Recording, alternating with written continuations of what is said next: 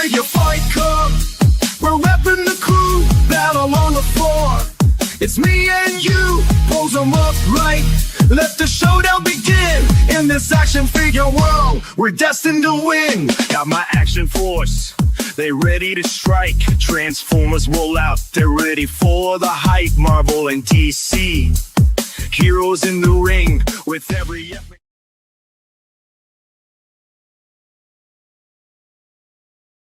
Ninja, ninja, ninja, ninja, ninja, ninja, ninja, ninja, ninja, ninja, ninja, ninja, ninja, ninja, ninja, ninja, ninja, ninja. Ninja, ninja, ninja, ninja, ninja, ninja, ninja, ninja, ninja, ninja, ninja, ninja, ninja, ninja, ninja, ninja, ninja, ninja.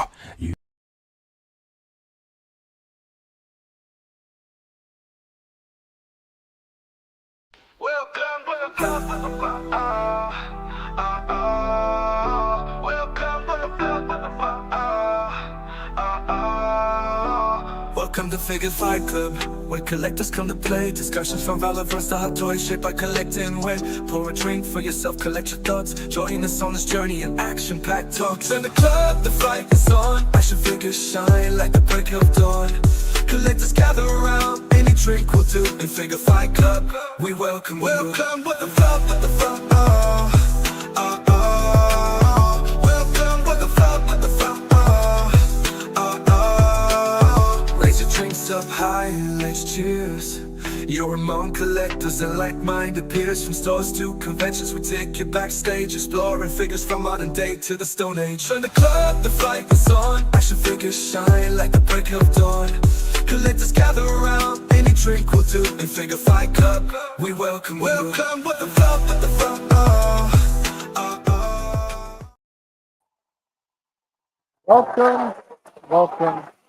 Welcome. It is Friday. It is Figure Fight Club night, Friday fight night. I don't even know what to call this show yet. Right now it's just called Figure Fight Club. But I am your host, Abi. Welcome. Again, we have a great show planned for you guys today. And, let's go ahead and bring out my co-host. He's waiting in the back. Abi, who runs Friday night? Who runs Friday night? Are you asking me that question? Oh, man. Figure Fight Club runs Friday night, y'all! I like that enthusiasm, Tyler. That's awesome. How you doing, dude? I'm doing well. How about yourself? I'm doing great. Little chaotic right now because I literally just rushed back, but I'm good. We're on air. We made it. I mean, that's what makes everything click, right? You just rush, and then... Everything is a rush, right? Everything. But we have some great guests tonight, so we're going to go ahead and bring them out. Let's see. They have a cool toy line that's currently, you could back them as a Kickstarter, and we'll get a chance to learn more about them today. Welcome. Thank you, gentlemen. And Gavin, welcome to Figure Fight Club. How are you guys doing? Doing good. Friday night, best place to be, I think. Yes, that's what we like to say, but there's probably a lot better places to be honest. But Talent, thank you for putting that link out there. We have the link for the Kickstarter, so you guys could peruse through. It's also in the description of this video, and all the socials are there too. But how's your Friday going so far? You said, how's our Friday going? Sorry. Yeah. Busy. Yeah. Busy? Okay. Cramming for this. We haven't done a Kickstarter. I shouldn't say, I'm sorry. We haven't done like a podcast since last fall. So I wanted to do that PowerPoint for you guys, and I realized a lot had changed. And so a couple hours beforehand, I was trying to cram and rearrange. And we're actually going to break a figure on your show here. So we put in there like some top secret video or figures that we weren't going to show beforehand. We just thought, all right, let's randomly release them during the Kickstarter. I've been told by a lot of other people that they felt like their Kickstarters got stagnant on their way to funding goal because they had nothing new to show. So we thought, all right, let's just hide some of these and then show them, as we go. Slowly. Yeah, that's a really good idea. It kind of reintroduces the excitement. So I like that. That's a cool idea. So before we jump into your Kickstarter and Patriot Force, I wanted to ask, are you guys collectors, like action figure collectors? My assumption is yes, but you do? So what do you collect? majority what I have are like the GI Joes that I had as a kid. Now I have the classified line. Love Monster Force. Monster Force is about my new favorite line. So we actually are going to be made. Our goal, we hope, is going to be made in that same factory because we're working with a guy called Chris Galwich. He is the production manager for Monster Force, for Mythic Legions, and then a few other lines. We ended up choosing him because if you look, every line he's worked with, they've all made it through. So any Kickstarter he's worked with, you didn't have to worry about it getting funding and then the figures not coming through. So that's why we chose him. And he has his own line too. Oh, that's awesome. Okay. Now, but I guess so you said Monster Force, and so that's what you're currently collecting. Like, did you start collecting as a kid or as an adult? I did as a kid, and actually I had told them for years about these GI Joes I had, and I don't think they believed me because we couldn't find them. I thought maybe my nephew had taken them, and we did have, what do we have here already? Like Tomahawk, we had a few things. I think one of my Slaughters, and then his little vehicle, Tomahawk, and then when we went back to my parents' house in April, up in the attic they'd hidden for years all my Joes, and so I had the whale. I took pictures of these when they're all dirty and dusty. Now we've cleaned them up. Probably 15 to 20 figures. I'm trying to think. The Arctic cat. I had a bunch of them, and so that kind of reinvigorated me in the O-ring lately. Delta 17, like their O-ring. How many O-rings did you have to replace? Every one of them. Attic like that. Yeah. They weren't even there. A lot of them, they were already disintegrated. But when he was a little kid, we had a few more. Talk about an idiot, because I always feel like I can problem solve and save things, but we had a bunch of them and in that troop carrier truck, and they were already broken. And I was like, well, crap, these don't work. So we tossed away some of them. Some of them we kept and then recently replaced. And so, but as an 80s kid, I was into everything. He-Man, Star Wars, Ninja Turtles, G.I. Joe. I even had some of the Mask figures. Oh, nice. Okay. Star Wars, and of course, Star Wars carried on to them. And then he's been kind of a troop builder. I should let him talk. All the Stormtroopers, Clone Troopers. Yeah, I got into Legos for a little bit, but I give them all to my brother. Okay. So do you collect Black Series too then? No, I'm more into 3 3/4. 3 3/4. Okay. Nice. Mm-hmm. That's actually nice to see, actually, especially the younger generation today. Like my kids don't really collect 3 3/4 at all. Like it's all about like the bigger figures. So that's nice to see. Well, my son's son's into the Hasbro Transformer stuff. That's my fault. That was mine as a kid too, but I didn't have as many. I had Optimus Prime. Actually, I had a couple of the GoBots. I integrated with them, but I probably had 3 or 4 Transformers, and then we actually made them on paper. Where when you're broke as a kid, you draw it out as the vehicle, and then you draw it out as the robot. And so that was my Transformers. Nice. Okay. Let's see. What about comic books? Are you guys into comic books too? I know, being an 80s kid, I'm sure you were. I was. X-Men was mine. Actually, Superman and then X-Men. Wolverine was the big one I was a fan of as a kid. I didn't get into DC too much other than Superman, but at the time, anytime we'd go, my dad loved reading books. So anytime we went to like a Walton Books, if anybody remembers those or any of the bookstores, I would always give me an X-Men. So. Nice. Okay. And then I love the NAM. I'm trying to collect all of them. The which one? The NAM. There's like 80 some. I might have like 50 some. I'm not quite sure. Pretty close. The NAM, have you ever seen those? Like the Punisher's introduced at the end of it.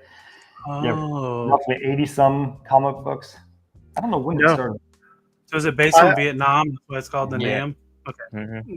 That's what I was figuring. It was based off of Vietnam. Okay. That's cool though. So it's like the Vietnam War, and then you said Punisher was introduced to it. I gotta look that up. That sounds interesting. I'll write it down. All right. And now just kind of going to Patriot Force. What made you? I guess let me start this question. What is Patriot Force? We are not patriots. I always say, right? That's the first misnomer. Is when we early did it, we started on. Excuse me. Some people sometimes make those snarky comments. Oh, you guys are faux patriots. And I just agree. I was like, yeah, you're right. I was like, that has nothing to do with us. The whole name is to try to recognize veterans. it got started, recognizing them. We were doing customs and we're donating like half the profit away, 25% to the veteran, 25% to a nonprofit. We let them pick. And then so when we went over to finally deciding we're going to manufacture our own line, we still worked with a lot of those guys and the same thing.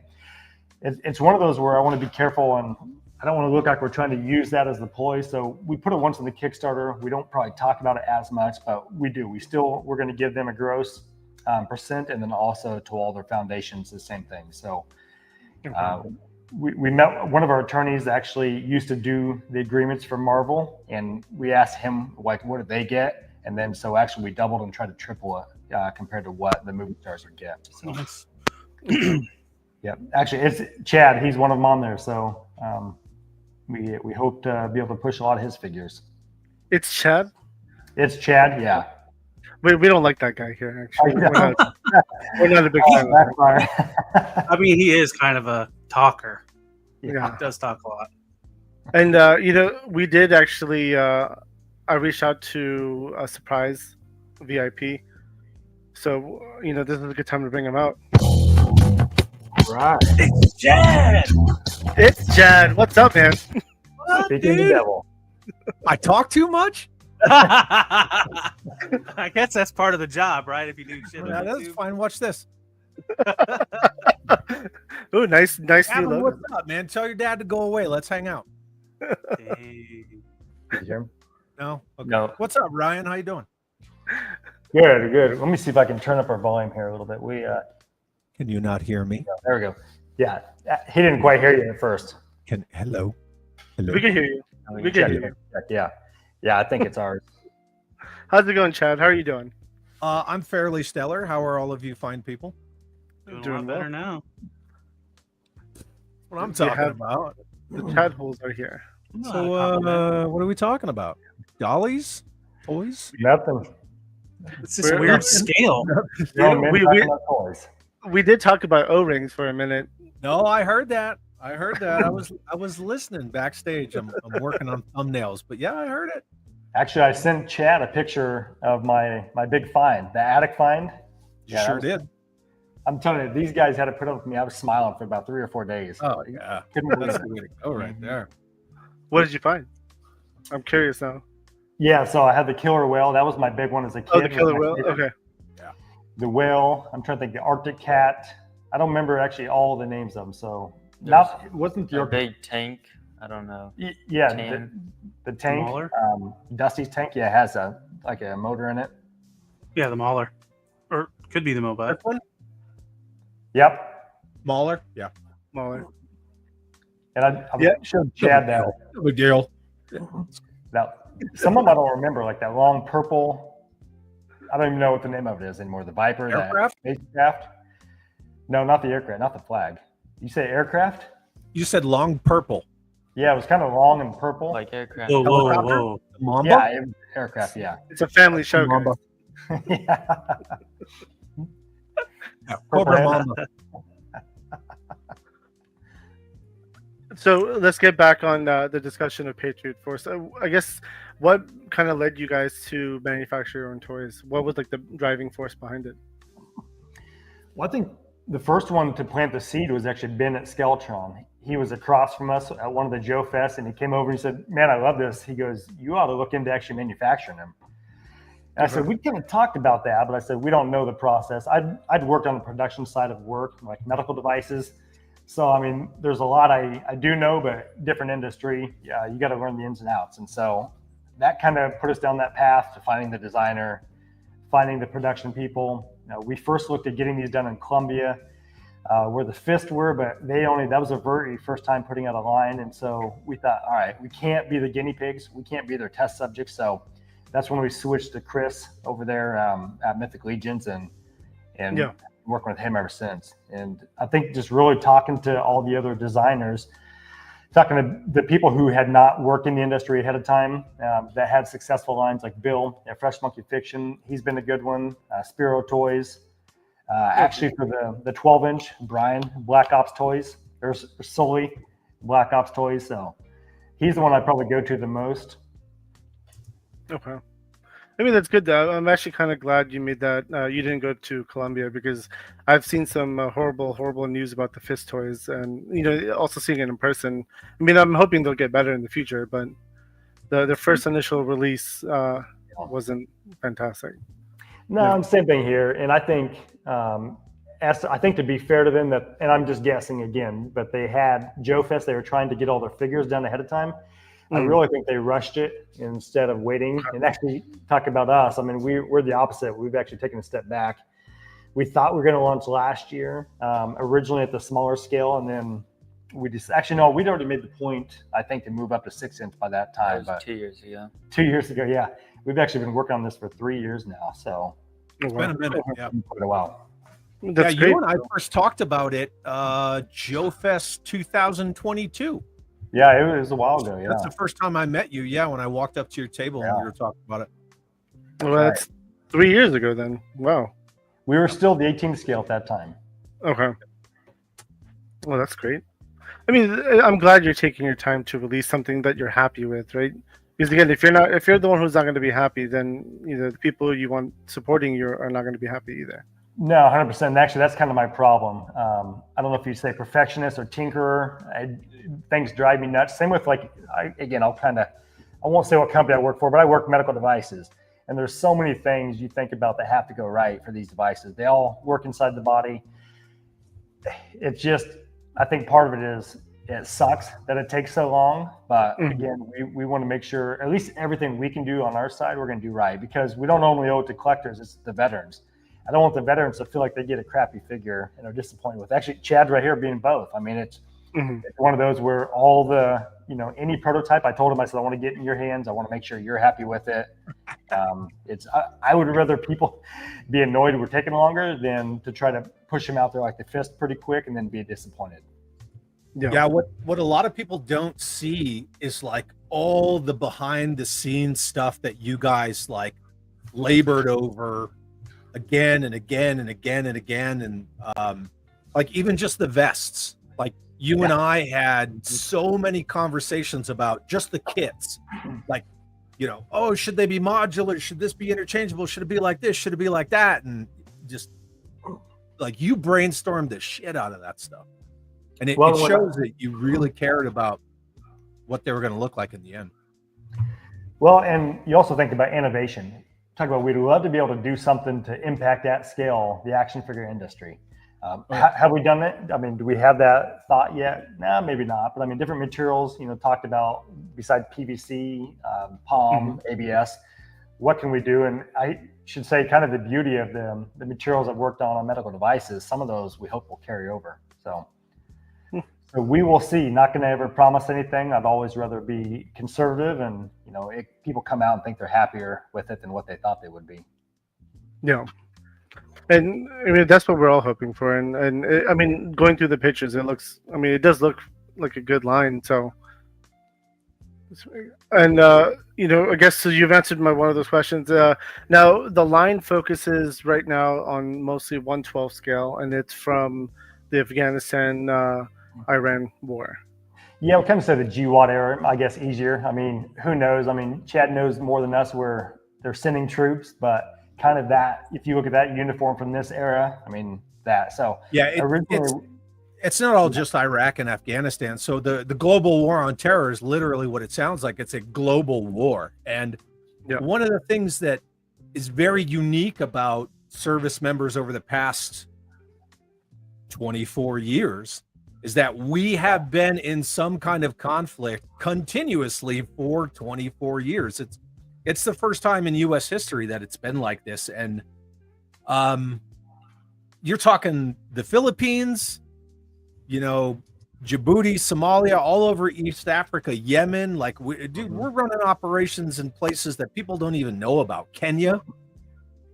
Yeah, and that's why if you look, originally we did say Afghanistan, Iraq, and then we just took that off there because we thought, number one, that's a dirty word in some people's minds when they think about how we left them, right? And so we're here for the veterans, not for, what the politicians choose to do. And so as much as we can, guys like Chad, guys like, Dakota, Cody, other people we make figures of. And if you look, we always say there's not a secret sauce of who we choose, but almost everybody is dad, right? Who has a kid. People who still do things, give back today, or have their own businesses that we could help, shine a light on. That's kind of, what we're doing. I think you're on mute there. Oh. One thing that I have to say, having Bobby, I think you're on mute, by the way. Did you? Oh mute no, yourself? no, I'm not muted. Oh, No, I muted Bobby? myself. Sorry. I probably had a burp or something, and I didn't want everyone to hear it. But, That's like I said, I've lost my voice today. I'm going to be coughing a lot. no, I was actually saying that it's really nice what you're doing, supporting the veterans, especially supporting like the veteran things like veteran affairs, and then also like what they're after, right? Their businesses, their organizations that they want to support. That's a really cool concept of it. It's a good stepping stool to help push that, and I like that a lot actually. It is, but like I talked to him about, we don't want to come across as using that, right, as a ploy. If we don't talk about it as much, that's probably why. I would much rather be able to post someday, hey, we've been able to donate X amount, instead ahead of time, and that's when people are like, oh, great, okay, they're trying to use that as their shtick. So, No, I get what you're saying. I mean, but it's so cool that you're doing it though. Chad, you were saying something. Oh, I was just going to say, having worn most of those camouflage patterns, and being a fan of dollies, I have to say that anyone who's interested in, boys action toys, military toy lines, you're not going to get any more accurate camouflage patterns than this line. Like, they freaking nailed it, all of them. And these patterns, they all have crazy freaking names. Skinny Chad. Skinny Chad's hungry all the time.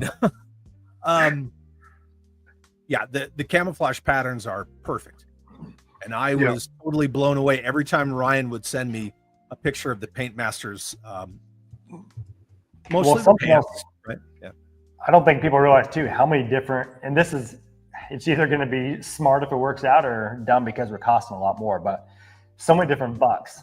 I'm trying to think if this works worthy of showing. So if you look at the chest on this here, this is kind of your high speed.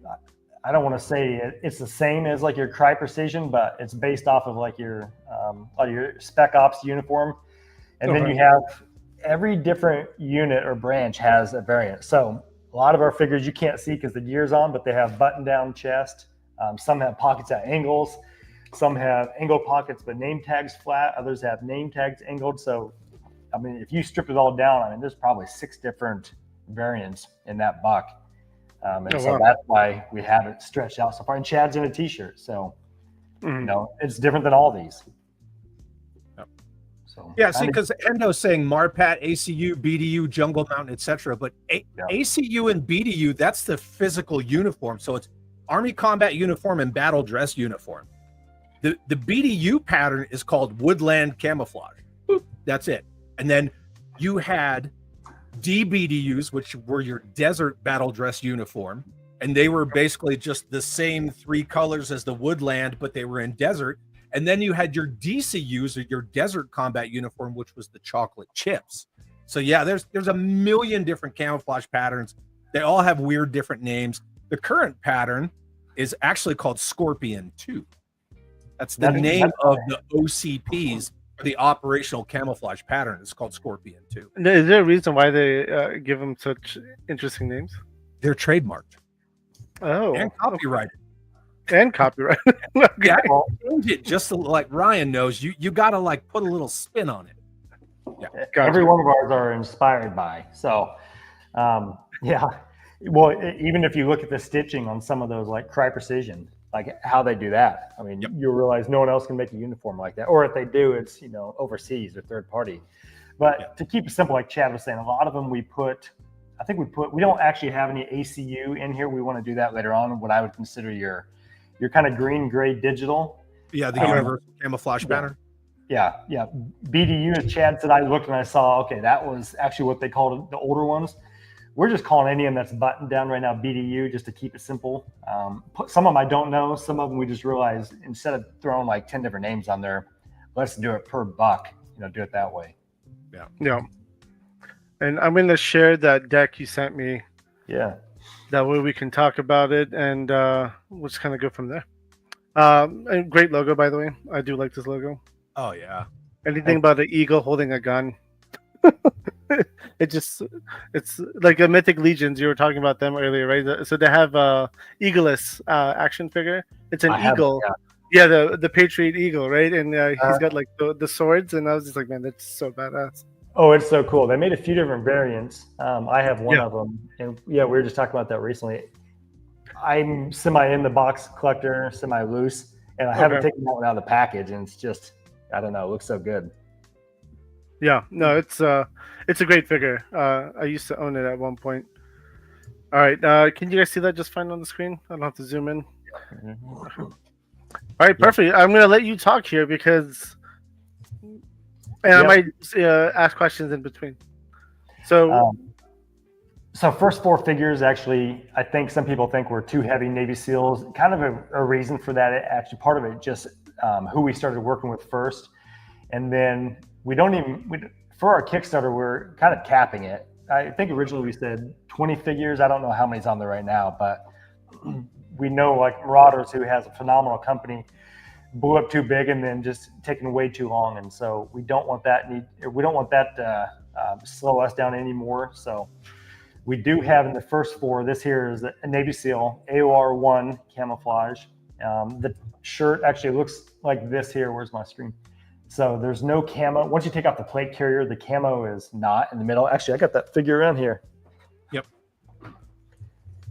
This is actually Mike Ritland's figure. This is our dog guy.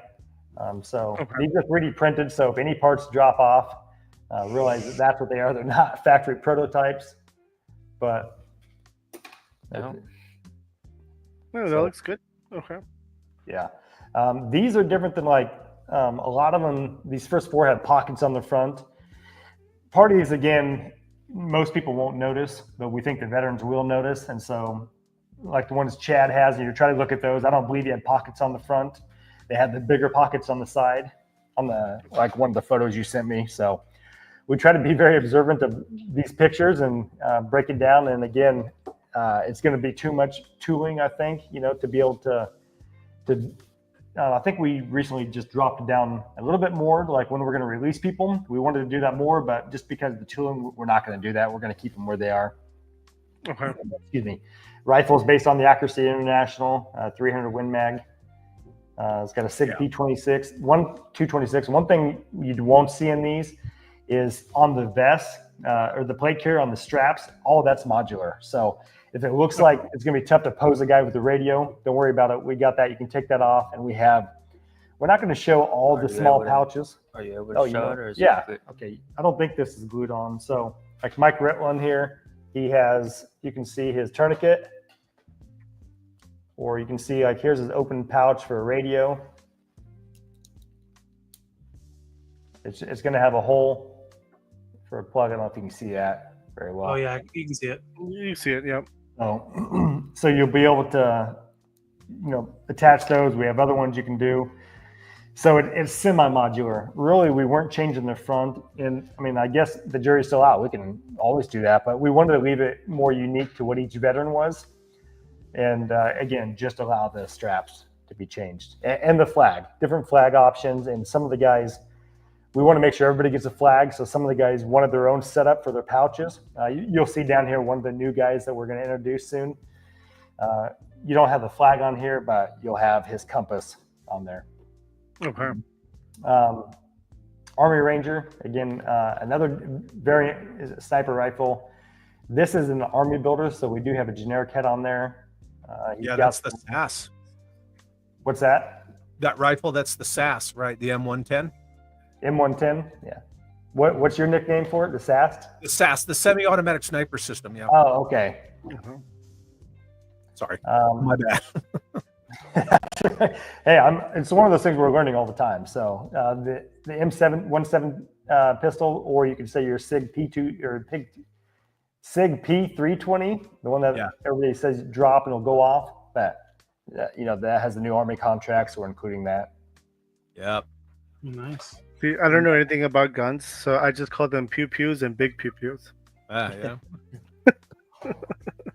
Toyamic Display is asking a question. I know there are airdrops with weapons, but will there be a separate airdrop for plate carriers for customization of the army building add-on figures? So we currently have one on the Kickstarter. Is it unlocked? No, it's because it's got like a backpack on there.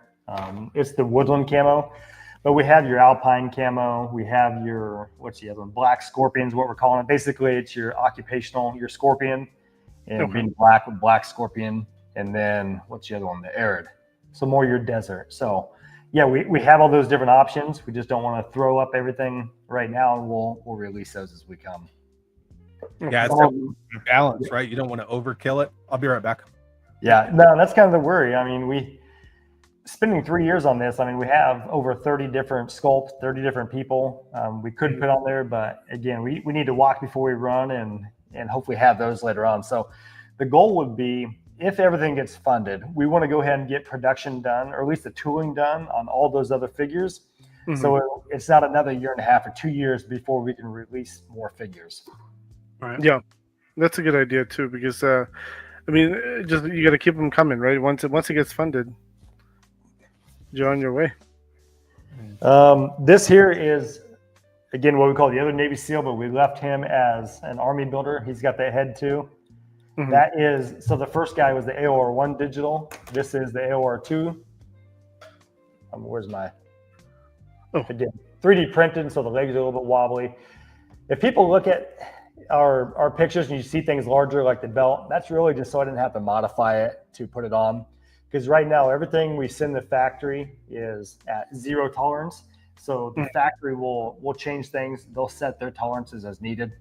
So if you have like your Monster Force figure, again, same factory, the factory, each factory will do it a little bit different. They'll set them instead of us trying to set it and then requesting them to do it that way. They're the pros. We want them to set all the tolerances. Okay. Here's the flag patch we were talking about. So we got, where's mine? So we got your American flag. We have some of their combat ones are black. Some of them are green. Nice. We'll have these on display at the toy shows. So you'll have them on display at DFW? Yeah. Yep. You want to do that one? So this is Cody. He has woodland uniform, but then a multi-cam vest. He actually has a pirate patch on his chest. Well, it's like the Marine Raider, but we made our own because you talked about the Department. Yep, there we go. Sorry. The Department of Defense has the trademark on all those, so we modified it a little bit. Still kind of give pay homage into the Marine Raider patch, but not take their. You answered my question. I was going to ask if there was any trademarks on any of the logos that are used. So it'll be over a year the time for production. I actually have a contact. One of our neighbors has Department of Defense contracts, so we're going to work through him and see if we can get approval to use some of those. But nothing we want to rush or try to put up here on a Kickstarter and then get our hand slapped. Right. Yeah. All right. Chad had to take a phone call from the ma'am, so he'll be right back. And then this is the 4, right? Without the all the accessories on. Yeah, no gear. Yeah, and again, this is more your high-speed uniform, what you see your Spec Ops, your Special Forces guys use, and what Cody's figure had that I'm holding up here. You keep showing them. Yeah, sorry. Yeah, I keep showing the same figure. But. Okay. And let's go down. And this, I hit the wrong button. Yep. This is a new one too. This is an army builder you're doing. Yeah, actually, we weren't going to put these in the Kickstarter. We wanted it to be more focused on the veterans. And then the guy, Mark Major for Action Figuratorium, did a little review. So I reached out and he said, hey, they should have done an army builder. And so I reached out to him. I was like, man, we actually have these. And I said, what's your opinion? Would you put them up after a Kickstarter's already started? He said, yeah, heck yeah. He said, you have 30 days left. I'd put them up. And so actually owe him credit. So we put those up. They're a little bit cheaper because they're not going to come with gear. We do have the gear packs, but they're just not. They're going to be separate, so that way, if people don't want them, if they want to, take these, customize them, and do whatever they want with them, then they can. I personally really like these. These are perfect army builders for the collection. Yeah. Joseph Laura is asking. Right now, it's a Kickstarter, Joseph, but in the future, I'm assuming it's future built. But will these be able to be purchased on Amazon? So I have an Amazon account. We can do that, business account, or I do see distributors sometimes sell them on there. So I think we'll just leave it open and see if someone wants to, order them at a wholesale and put them on there, or if not, we probably will. Okay. And then Hustle SM is asking how many points of articulation? 34, 36, I think we actually need to adjust. And so we have a toe joint that most lines don't have. And I know, I guess, here, like here's Chad's figure. So. Are you going to show a figure? Yeah, I'm just trying to do without dropping his parts. So. Yeah. I think 34 is about standard. I believe 36 is what our actual joints are. And so we also talked about doing a shoe pack where it doesn't have the toe joint, because I know some people don't like them. Different on ours, if you've had other ones that the toe joint wears out, we made it kind of ratcheted. So it actually has a part where it can stick in different positions. Oh, nice. Big fan of the Joy Toy. So here you go. Joy Toy is actually kind of the model that we based on. Same with the wrist. So instead of looking at the wrist where one anatomical position goes ulnar to, I'm trying to think, your thumb versus, proximal, distal, we made it so that way it's the ball, and then it'll rotate all the way around. So when you're trying to pose these guys, or if you want to set up a diorama, you don't have to switch hands. You can just take it and you can roll it around. Right. What we do kind of question is how big you want that ball, because really to get a good range of motion, you got to make that ball pretty big.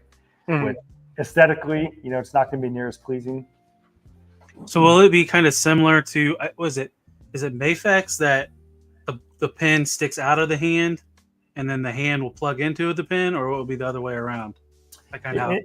It's actually both. So our glove has a hole for the pin, and then also the arm has a hole. Okay. So it's a two-part joint. Oh, wow. Okay. Yeah, which allows for like the grip on the weapons that you see in a lot of the figures where the hand can angle down really far. Right. Yeah, so like I said, otherwise a lot of them just do radius ulna movement, or you can always say anatomically. So I'm trying to remember all this. Has been a while, but the other way, a lot of times, and again, I don't know. I'm trying to think actually who has both of them. Oh, actually Valverse. I think he's got both of them. He has some wrists that go one way, and then the other ones, flex this way. Yep. Okay. Bill Utley Music is asking, when adding the army builders, I don't see the option for choosing which color, just a quantity. I'll double check. We can put that on there. If not, when you get the backer kit, really, I think when we first did it, we wanted to keep it specific to each veteran. But when you do the backer kit, we're going to leave it wide open. You can pick and choose what you want then. I can go on there tonight and I'll double check to make sure it gives you the options. I do know the add-ons. I believe I put them on there for each option, but I'll have to hop on there and look. I don't want to tell you wrong right now. So if it gets funded at the end, you'll be able to pick which color you want. That's what you're wanting. Mm-hmm. That's nice, actually. Okay. Action Figure Addict 112 is asking, will there be packs with the vests similar to how there's separate packs for the weapons? Do we have any vests by themselves? Like a vest pack, like 5 or something? Yeah, like I think that's what my assumption is. He's asking if there's like a vest kit where you could get like different colored vests. We can do that. I don't think we have it, but well, we have them broken down like camo style. So we got a woodland camo pack where the rifle is woodland camo, the backpack is camo, the plate carrier is also camo, and then the helmet, we have like a removable shell on some of them where it's camo.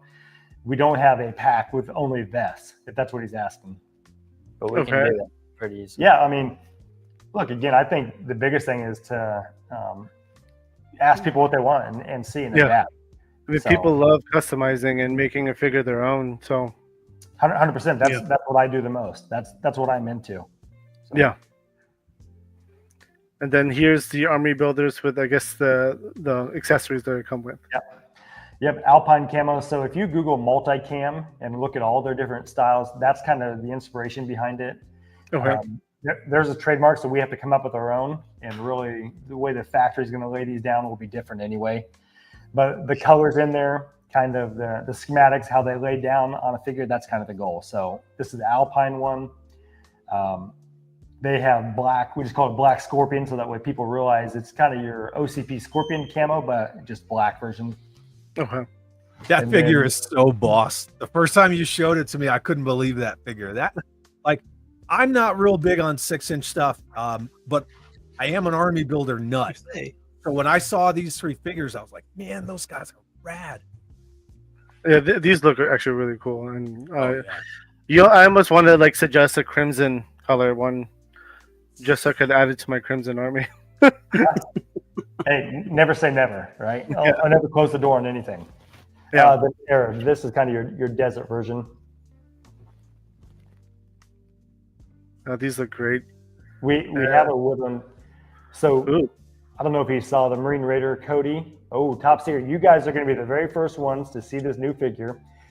This veteran is actually awesome guy. I don't think I showed it to Chad. I send things Chad's way occasionally. Chad's about to get a surprise. What? I need his army expertise on stuff, and so we'll send stuff his way and have him verify. But this is actually another Navy guy called a Navy SWIC. They're more your special operations boat guys. So, Nice. Okay. if you go on Instagram, the guy's name is Guy Smith. He's now a bodybuilder, but actually cool dude, great guy to work with, and he's excited, almost like a little kid, and he has his own kids, and so. You're not going to actually see, if you Google this, I don't know the actual name of it, but for the Navy SWIC, you don't see too many photos of this online. He actually, he said he didn't take very many photos in this uniform. He has a lot in the AOR2, a lot in the t-shirt, but he showed me photos of this uniform. And so we thought, all right, we don't have anybody in that color, so let's go with that. People can use it as an urban army builder. They can do what they want with it, but he is a Navy SWIC. You see he's got a compass on the top there. He has his... Actually, I think the only guy who has the tourniquet in a pouch up on top. And then again, anything on the straps of the plate carrier are removable. Okay. That Scar's money. That rifle. You know what? Yeah. I forgot. So he is right now the only guy who has, you guys familiar with like a Vortex zoom scope? Actually, I have it, but you push a button and it flips to the side. So his zoom scope can actually flip out of the way. Then we got the short EOTech. Does it actually move on the rifle itself? Yeah. And it has like the lever. Yeah. Oh, that's cool. It doesn't have a button, right? It's too small for that. But if you look on the YouTube video we did, YouTube video, actually, I move it to the side to show how to do it. Yeah. It's just like a Picatinny cantilever. It's fancy words. I know like 4 of them. So technical. They're an awesome optic for sure. All right, here's something else. We haven't told anybody yet, but if the factory can do it, all of these attachments will slide on the Picatinny rail.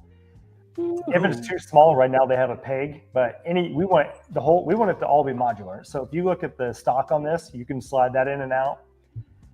Right now, if the factory thinks it's going to be too brittle and they can't be slid on and off, then you're going to have some of these will be glued on and be fixed. Okay. But yeah, our guy designed them all. So I sent him detailed photos of how you would attach it on there, and that's how it is. Yeah. So good. And Bill Utley, yes, it is a working flip magnifier. I said zoom, yeah, magnifier, yep. All right, the next one. No, he's right, yeah. You want to do this one? I've talked all day today, so I'm hoarse. Yeah, Dakota Meyer, he was a Marine, actually a Medal of Honor winner, and then he joined the military again, I think. He re-upped, yeah. He re-upped for the reserves now, so he just went in and did that, I think, about a month ago. So, but he comes with a lot of magazines, a lot of shells. So his M40 grenade launcher there actually does slide. The shell will fit in there, and Oh, he's got 2 on the top of his plate carrier. You can remove those. The bottom part, those are all fixed. If you look at photos of him, that's his setup. And so he has one photo where he has like 4 or 5 different magazine pouches. And so we did that, and then we have all the shells on there. And Yeah, it's a grenadier kit. Yep. that's what, okay. He was also a scout sniper. So there's going to be photos of him with the sniper rifle too. Nice. Marpat camo, the helmet's Marpat, and then kind of your coyote tan vest, ACOG, and then again his stock does move. Oh, That's awesome. okay. Oh, you know what? I got his figure in here somewhere. It's right there. Oh yeah, yeah. Here we go. Again, 3D printed, so they do look a little bit sus. They're very loose, but here's his figure. You can see the shell. Oh yeah. And most of these 3D printed figures have the old wrist joints. We changed that joint after we painted most of them. Yeah, good point. I glued one in his here, but it's not shoved in all the way, so it looks kind of wonky right now. It's not Mhm. painted either. Yeah, not painted either. I just plugged it in there to show you guys. Oh, this looks awesome. I mean, I love the fact that you have modular, like even in the weapons where you could put the ammo in. Like that's like the photographers love that kind of stuff. Yeah. That's like they're in heaven when they could do certain shots where people are like loading up their guns. Like that's amazing. Well, and that's the pistol. So I mean, who knows how thick they want that wall to be on the pistol? So the magazine may be undersized compared to what a real one would be for the gun. We'll see. We want them to be, as accurate dimensions as possible, but again, we also don't want to give you a brittle turd that's going to break right away. I'm going to save that question for later, Hustle.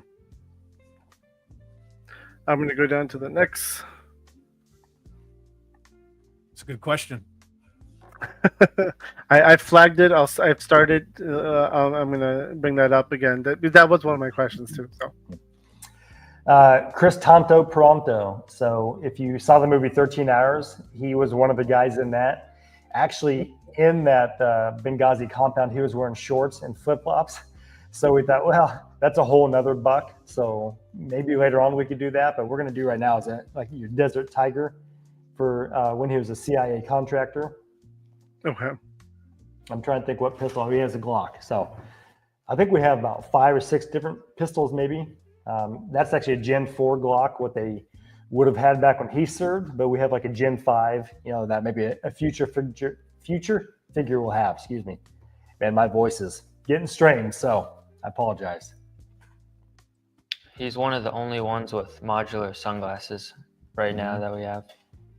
Okay. And have you had any challenges to getting that right how you want it to fit on the head? Because I know there was some other line out there that did glasses like that, and some of them didn't want to stay, and some of them did. Yeah, that's going to be a wait and see what the factory does, because again, all our guys designing everything to fit pretty tight. Yeah, it's kind of a wait and see. What's your opinion, by the way? Would you prefer to have that stuck on a head, have separate heads, or would you prefer to have it removable? I like the idea of it removable, but if you could do separate heads, I think would be better than a modular sunglasses. And that's only mostly because some of us like have fat fingers, will drop little pieces, Right? and they get lost in the carpet, and you'll never find them again. Yeah, no, 100%. Like I have the Sarge, classified Sarge, and you have those glasses. I mean, no. Yep. That's You one buried my lead. That's who I was referring to. Was Yeah. that There was a and lot one of the feedback Dreadnought. regarding that. Yeah. Monkey wrench. Like I have to vacuum. I purposely vacuum in my man cave upstairs just so I can pick up accessories sometime, just to see if anything gets picked up. It's horrible. His stock, I don't remember if we made that one. Well, you can take it on or off, but I don't know if it's adjustable, because in real life it's one of those collapsible stocks. So yeah, I don't know. Okay. M14 EBR. Woo! M14, that stock is not adjustable. And actually, I think we shortened it. So you look on the stock, it's kind of got a couple of 3 rungs. I think we took one out so he could shoulder it better. He does have like your IFAC, your med kit there on the right side. That's removable, to make sure he can shoulder that, because that's a pretty long gun. No. And we have the neck made so they can look all the way up. I don't know what that neck joint. What do you call that? Yeah, I don't know It's what like style 2 you call pieces. that, but it's it's the 2-piece neck joint. So here's another question, I guess, for most people. We discussed doing the barbell inside the neck, like what some of the classified are. That's not where we are right now. We just have the 2-piece where it rotates front and back. And Sean's got short hair, so his looks up all the way. He's got the M9 pistol. So Okay. It's Jay Gonzo made a comment about if another head sculpt is done, perhaps an alternate facial expression with glasses. It's a good idea. yeah, good idea, because I think too often you look at a figure and it's just a plain look. Yeah. Chad, I don't know if Chad actually has 2 head sculpts. I don't know if we have it in the mock-up, but he's got one like his nice little logo, kind of smirking or kind of doing what was her name? Megan Maloney. You remember the Olympic gymnast who did that and that made it kind of, widely known. Oh, Yeah. Not who he wants to be compared to, but that made it popular. I'll take it. It's fine. When I think Chad, I think gymnast. I do. 100%. And the House Hendo is saying additional head and the glasses separately too would be a cool offering. Okay. Love the feedback. Never turn down feedback. Yep. Let's see. All right, everybody says a lot of Navy SEALs. Another one here. Again, Kickstarter is heavy Navy SEALs, but pretty much that's about the end of it afterwards. Jason Redmond, he has 2 heads because I don't remember how many times he got shot, but he got shot in the face a couple times. And so we want to do the younger version of him while he's serving. And then he asked for one how he looks now. And so the one off to the side is how he looks now. And I can zoom in. yeah. And this figure has glow sticks on his chest. I think that's kind of interesting instead of the flag. Yeah, what do you call those lights, Chad? Chem lights. Chem lights. Thank you. Yeah. I'm here for you. Yeah, pistol pouch. So, I mean, we have one plate carrier for most of these people. We have another one too, but one of them you can change it 100 different ways. Okay. I mean, it seems like there's a lot of customizing ability in this. I guess one of the questions I have: how easy will the arms be swappable and things like that? Like, would you have to boil and pop them, or? I'm going to wait and see what it is from the factory. I mean, there's some companies that you don't have to do that with. You have other ones you got to rip the chest apart. These you don't have to do that. We want to make sure you can take them out and swap them. Again, that's my favorite. I'm a customizer. You look back there, I do everything in olive drab or green or a camouflage. So yeah, we want to make sure customizers can do it, but we want to make sure they don't fall out either, right? Yeah.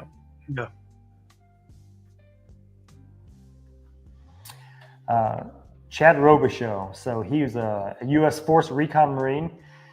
We were actually going to do him in a woodland camo in the older BDU because he served for quite a while, but he was also JSOC. And maybe Chad, can you explain a little bit more about the Joint Task Force, or how do they operate, right? He's a Marine, but they operate with different branches, correct? Yeah, it's Joint Special Operations Command. So really everybody falls under the same umbrella of Special Operations Command. Like we call them like soft guys, right? So Special Operations Forces. That's just kind of like our slang for JSOC. But anyone who is in the elite of their branch. So you have the Marine Force Recon guys, some Raiders too, depending on what their specialty is. Obviously Navy SEALs, right? You have your Air Force JTACs, you have your Green Feet or your PJs, right? Your pararescue guys. That's the elite of the Air Force. That's all they got. Sorry. And Army, by the you way, have Army, you have Delta, right? Who's that? Sorry, I cut you off there. The Army, you have Delta, the Delta Force guys, right? And then, obviously Navy SEALs, right? So the Navy SEALs are like the tip of the spear. So these are all your guys. Like for all of us who are into GI Joe, these are the guys who are like right under GI Joe as far as hierarchy of badassery goes. In the lore of GI Joe, they grab from the really unit. real world. It's the soft guys or the JSOC dudes, and they're always the ones that have like the compounds inside of the compounds inside of the compounds, and there's no windows, right? And there's like they have their own gate guards inside. Like those of us that always ran QRF, like we had our own compounds we always called them the zoo because that's where like all the fucking monkeys are.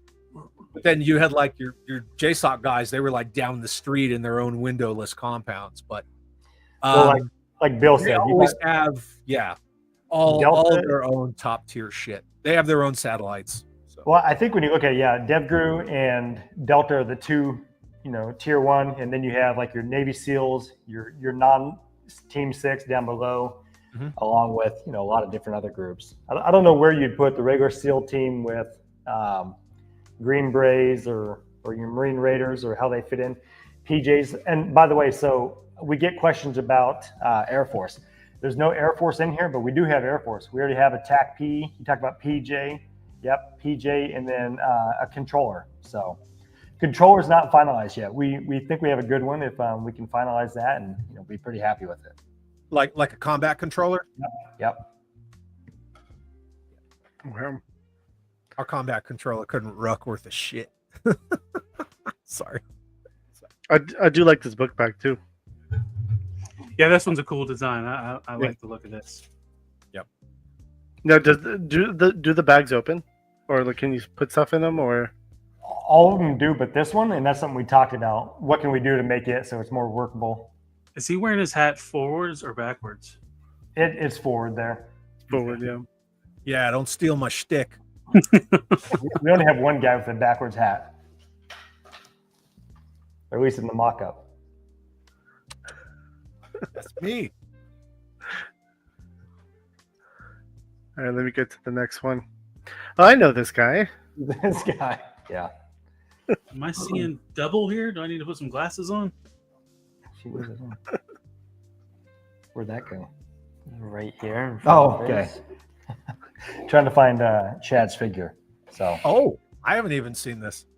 you haven't seen it? This is Well, I've seen it, but not like. This is my handy dandy paint job. So Oh, we have a yeah, guy. buddy. So if the eyes are a bit crazy, that's me. That's not Steven, our guy who does all the other paint masters. So Chad, there you go. That hand isn't with him. We actually do have a hand pack, and so we have like your Shaka hand, Rock On hand. We've got a bunch of different hands. Whether we put that in the Kickstarter, we don't know. But yeah, here's Chad. Got the ACOG on. Just show the Oh, gun. you know what? I forgot about Chad's. His actually foregrip is adjusted. Yeah, There we go. Look at that. because that's what my gangster grip did. It was a 5 position. Yeah, for sure. Yeah. So for his, it's actually the ear pro's a lot bigger, so it fits around the hat. We do have one that will fit without a hat, but I don't think we have anybody with it right now. Okay. Excuse me. Sorry. Man, that's pretty cool looking. Can we see Chad without the hat on? Yep. Don't Talking look about at his the back. figure hobby or? Okay. Whoa. We have that. Here you go. I see Chad do this with his figures. I like you got the flavor saver going on right there. Looks just like you, Chad. Yep. Multi-cam. Oh, Whoa. Hey, he's one You of us. said, can we see Chad without the hat on? And I took my hat off like a big boy. Ooh. No, yeah, they nailed it. Yeah. They nailed that. Do you want to talk about your gear? yeah, Chad. What is that? Sure. What is this So guy? that's aftermarket plate carrier. You know, it's just a standard six magazines, double stacked, and then one in the rifle. It's a standard combat load, 210 rounds. Did you have a London Bridge plate carrier, or no? Were they more like your Navy Marines? Because when we were looking at these, the London Bridge is one that we're Well, I using. can get it. You want me to get it? I'll get it.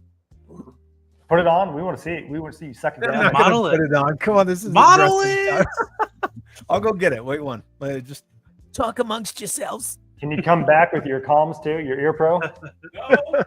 He's just gonna wear armor only and He's walk in gonna the come back. camera. Level 3 plate he puts in there, make it heavy. Let's see. Can we wait? See Chad putting down. Hell, Jordan, Chad will finally get to play with himself without getting yelled at. He doesn't No, have sir, that I didn't mouse catch you door playing shut. with your dolls again. That's awesome. Now, I guess while Chad is getting that, another question I have is, you're making real life people, so I'm sure you had a field day with the lawyers and things like that as well. It wasn't cheap, I'll say that. Yeah. Trying to get the licensing correct. And then again, everybody, well, not everybody, some people had it tailored one way because they have their own companies and they have their own branding. And so, you got to make sure you coexist with that. So yeah, that was something that I think I assumed it'd be a lot quicker. I mean, we've had most of this done since last fall. Some people you sent it to, and it took 6 months to get done. And so really, we were going to do this. I think at one point we said, hey, it'd be cool to launch on Veterans Day. But Said we did. no, go ahead. What's that? No, we thought we could have it done last summer around Joe Fest, but we realized we weren't ready. And most of it, I mean, as Chad knows, that agreement we sent him, obviously I'm too stupid to know what to put in there. And so the guy we hired actually used to work for Hasbro, and he did it for Marvel. So he was one who I asked. I said, hey, what do they get, right? What percent? And actually, I was surprised. He said most of those guys get 1% to 2%. He said, unless you're a Robert Downey Jr. or Harrison Ford, he said, no, most guys are about 1%. So I didn't even give a shit. So most people did, but we wanted to make sure. There we go. All right. no, go ahead. Finish. No, I mean, none of you guys, no one came back and said, hey, I don't like the terms of this. It more, again, was coexisting with their agreement with if they had their own logos. I mean, that's really what it was. I didn't want $1. I didn't care whatsoever. We'll send you over one to re-sign. Hell yeah. Do it right now. No, quite the opposite. When he told me 1% to 2%, I said, man, isn't that pretty low? And I started shooting out numbers. He goes, don't bankrupt your company before you get started. So that's why we settled what we did. And fortunately, again, all these guys, said it sounded good. Yeah, that's very true. Chad, I'm gonna supersize you, all right? Show us that multi-cam. What's up, baby? Okay. That's getting clipped for super This is- chat later. This is my plate carrier. That's my body armor, right? So you can see that's 3 double stacks right here. Just a little quick releases on them. So I would hold 6 mags here in the front. This is the side where the ESAPI plates go, and then they just, go in through this flap right here. This is all, it's just ballistic padding in here. So this will stop 9mm and shrapnel without any kind of a plate in here. This is the back. This radio pouch is where I carried all my chem lights in the back. Most of my stuff is taken off, but my dump pouch is still here. So this right here, you just kind of pull the top right there and this whole thing expands so you can drop magazines or whatever you want inside of it if you're, in the middle of what's called a TIC or troops in combat, firefight, or as we call earning your retirement point. That's a nice unit patch on the back. Oh, so no, this is my unit patch right here. No, I saw the My Mandalorian unit's one. morale patch. I always wore something G.I. Joe, obviously my call sign. Yeah, that's the Mandalorian Mythosaur, the Super Commandos. Yep. Yeah. And then Ryan, you and Gavin knew that I had the zip ties in here for right? Hog tying up EPWs or enemy prisoners of war, but I took those out. But I mean, you can see where it's warped where they were and how dirty my body armor is. But yeah, this is my armor. I wore this for years, but yeah, that's it. And then like, just stupid stuff, whatever. A lot of this is shooter preference, right? As long as you're carrying your tactical load, your combat load, as long as you have your IFAC or your improved first aid kit, which our SOP was always on the right, and then like a seatbelt cutter in case you're in like a tactical column and you either have a rollover or you get IED'd like I did and you have to cut yourself out of a vehicle. So these are super sharp. That'll take your finger right off. But. So by the way, the straps on the right side, we end up doing a tourniquet like he had there, not in a case. Just for the detail, we have them exposed. But then we have it strapped. Am I out in front of the camera? 1 second. Let me Sorry. There you go. There you go. He's making fun of me. We're not on camera, and I'm showing this off. So you can see the black tourniquet in there. Yep. And then he has a mag pouch. You can remove the magazines. Maybe I can't, but they can come out. So there we go.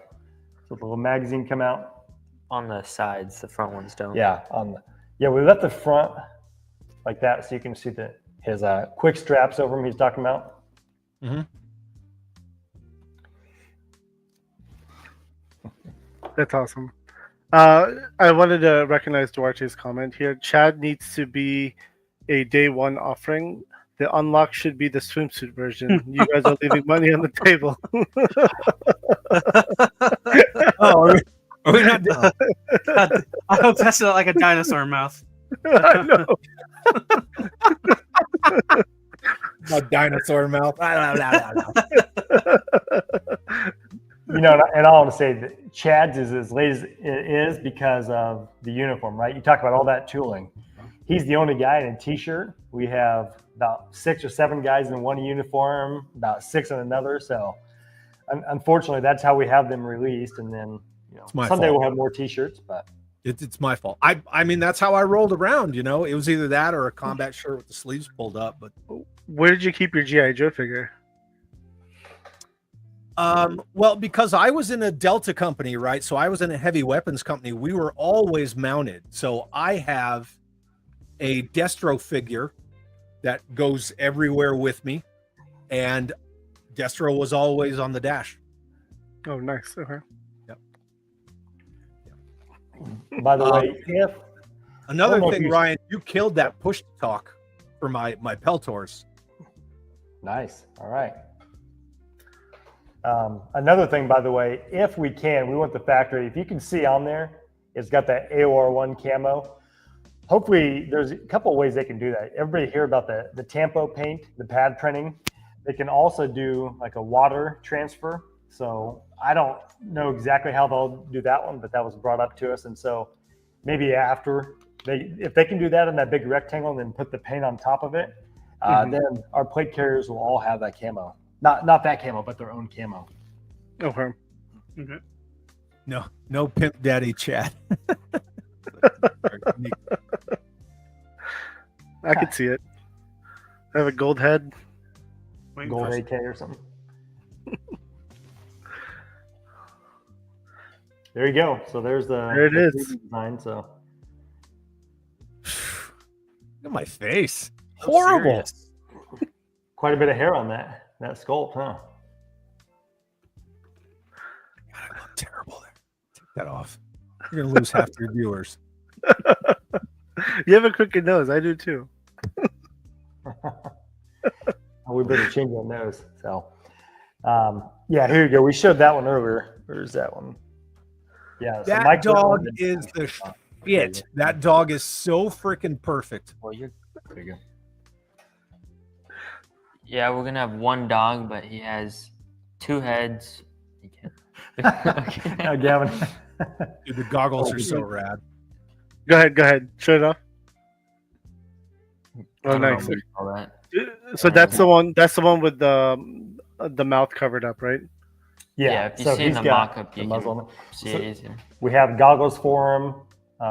There's a leash we don't have. This, you can remove the camera and the antenna. And then the leash, actually, you can see there's like a hook there. So the leash will actually hook around that. And then we got fur missile version right here with a growling face. So.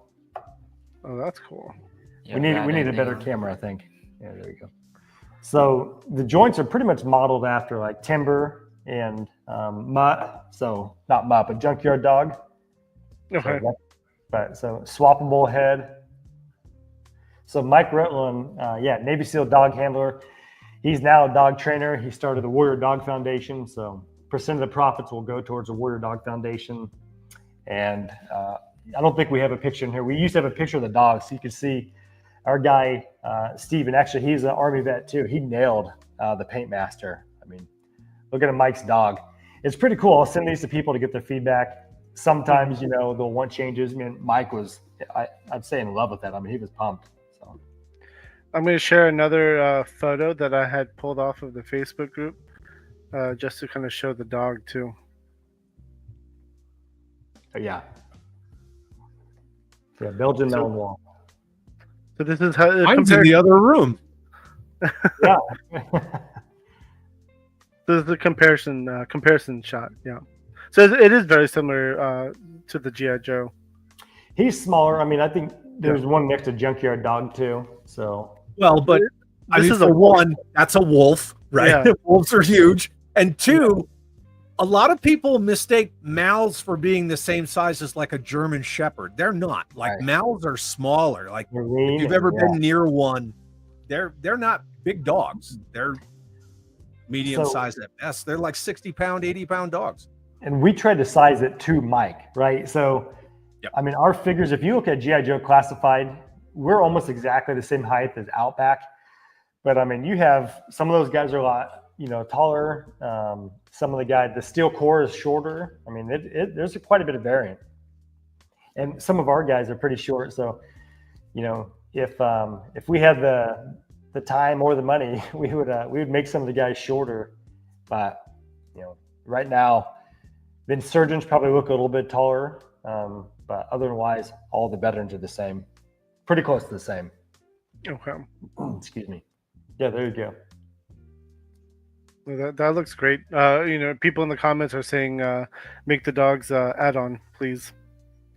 Well, they're actually, maybe down the road we would do them as a separate pack, but they come with Mike, so they're a deluxe. Not an add-on, unfortunately. They're in the stretch goals. Okay.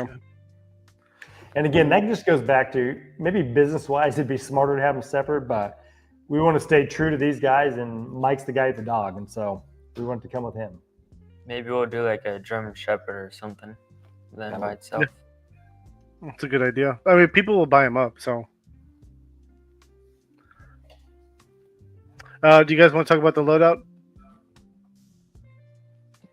Yeah, I think, go ahead. Most of the guys come with the radio. He's got the SIG P226. And then, so right now for the rifles, we have like the HK416 platform is what we're calling it. And then, excuse me, the M4. Really, it's more the internals. Big dogs.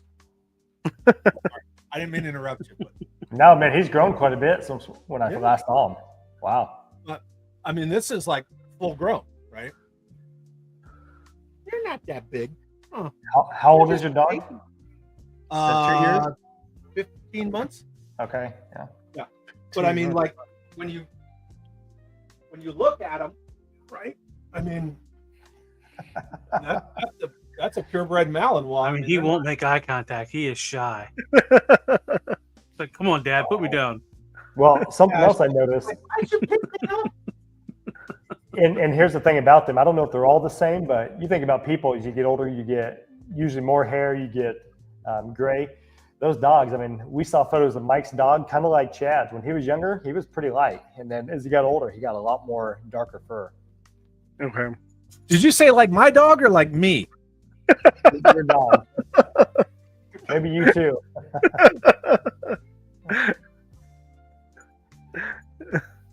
So again, he's got. This is the walkie-talkie right here, right? Radio. Yep. Radio, yeah. And by the way, we also have down the road different dog accessory packs. So we saw a company that made, you think about your P-40 Warhawk in World War II with the tiger shark mouth. So we got a gray kit with like the tiger shark on the side. I mean, you can endless, right? We could do olive drab, we could do green, camo. Yep. There's a lot of options. And then here's all the different parts. Yeah. Wow. Yep. So yeah, I hope it gets unlocked. Just myself, I want that. So. Come a long way since animal companions were a chunk of plastic with one color. Yeah. Yes. That didn't move at all. There was no articulation. Yeah. And yep. And all right, another deluxe figure. This is actually the one I'm most excited about. Yeah. So this is actually Clint Emerson. He was SEAL Team 6, and then he became basically an NSA spy, NSA operative. Doing clandestine missions. The wildest thing is you think, is it life imitating art or art imitating life? When you look at the mask this guy wore, and then you have your Mission Impossible mask.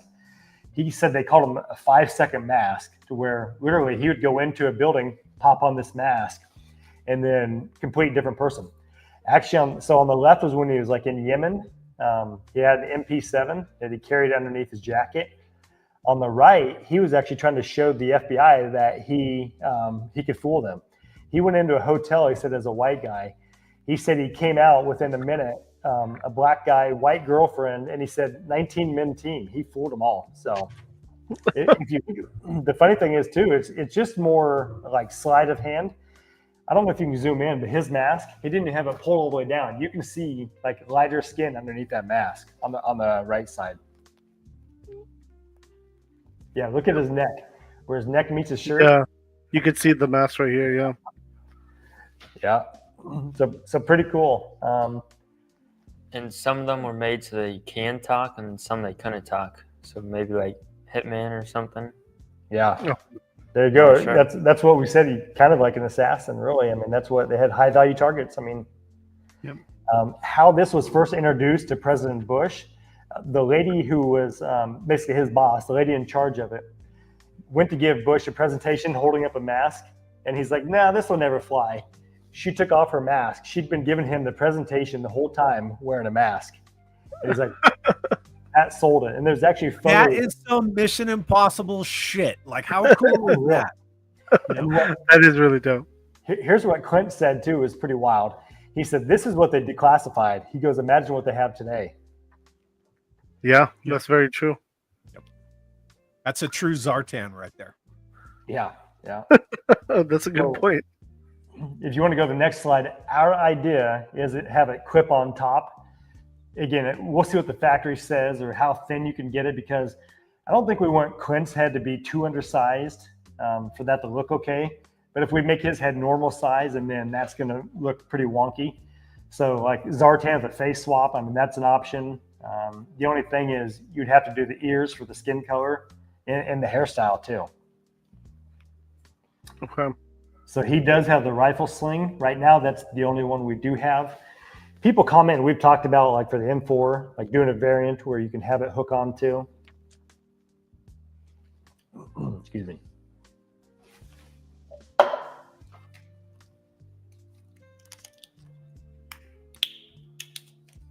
So, yep, clandestine operative, 2-figure set. Here's all the joints if you want to see breakdown. Where we do have the wrist, the 2-part joint. Again, like Joy Toy, I love the Joy Toy figures. So the wrist and the toe are modeled after theirs, with the exception their toes are smooth. I've never had any loosen up, but I see feedback. People worry about different toe joints. Maybe your McFarlane where it loosens up. So we did make it kind of a ratcheted where it does have stopping points. It has a snap into place when it's straight. Yeah, and then there's your double wrist. Yeah.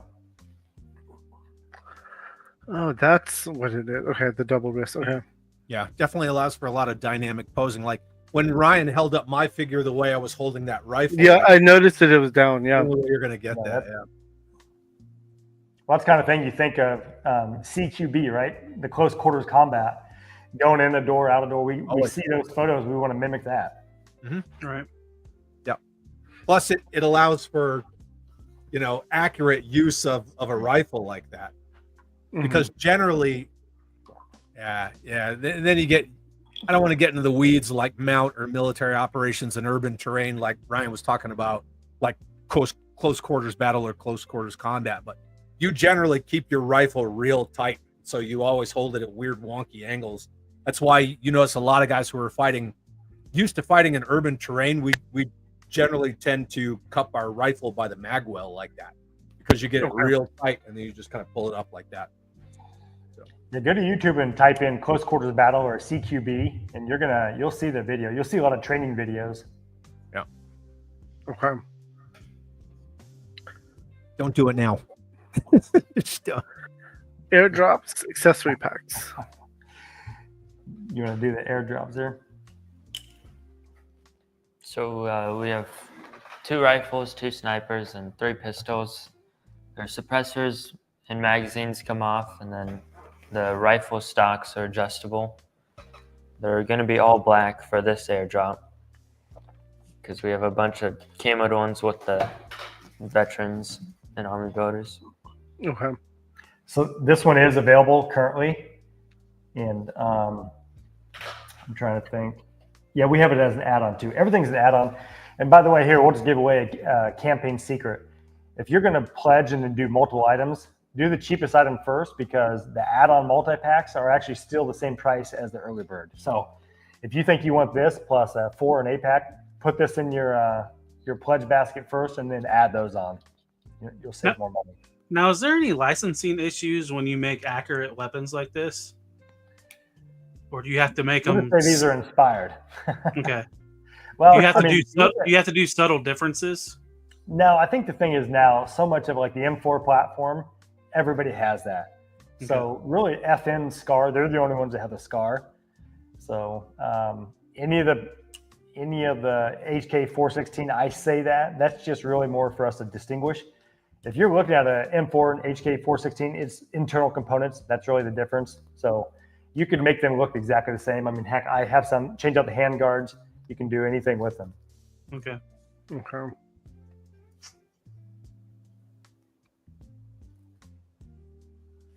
Yep. Woodland camo gear pack. Yeah. So that was a little bit harder for him to texture. So the woodland camo doesn't look quite right how we want it to, like on the plate carrier and the backpack. But there you go. So you got 3 different stocks you can add with that. Again, we're hoping that we'll have these so they can slide on the Picatinny rail, but just in case the factory thinks it's too thin, we're going to have them plug on top for the sights. You have your drum magazine. You have 2 different 30-round mags. And actually, I think I scaled the bottom suppressor is probably not scaled correctly. It's bigger than that. Radio that fits in there. Did you talk about clip? No, so actually on top of the helmet, so you have your like your OPS core, ops core helmet, and then we have like a clip on for the camo for like the battery on the pack and like your light on top. So instead of trying to make those all plug and then your helmet look kind of odd with a bunch of holes in it, we decided just to make it a clip on. This is your. You can put stuff in this backpack. Yep, it's open. Yep. So it has a plug on top, so you can drop magazines in there. How much space? So you could drop magazine. Can you fit a pistol in there too? Yeah, it goes back in there ways. That drum magazine probably won't fit. I don't know if I've checked it. It might fit. I'd be lying to you if I give you a good answer right now. No, yeah. The flag. So by the way, so the removable part on the plate carrier is the flag patch. So you can plug in different things like Chad's. If someone else has, like if you look at our Navy SWIC guy, his has a compass right there and a couple pouches. You can take it off, put on the flag patch. We want everybody to have the option for the flag. And then on the side straps, those can also be removable. That's nice. Yeah, the modularity with this stuff is insanely awesome. Well, and look, give MJ a nod at, Marauder scale. I mean, I love doing those. We customize the heck out of those. And so wanted to be able to do the same thing at this scale. Yeah, for sure. And again, the options, when people have more options, there's two types of people. They get frustrated with the amount of accessories they have to put away in a bag, or they put them in a box and say, hey, I could use this to kit bash and customize a bunch of stuff. Yep. Well, what pisses me off when there's a lot of accessories and nothing to do with them. So that's why we thought, let's do a backpack where you can hold them in there. Exactly. And that's even a bigger plus, because when it comes with everything and the person can hold everything, that's the best. That's what annoyed me about this backpack. Can't hold all of his hands. Oh, They yeah. added this silly ass chainsaw.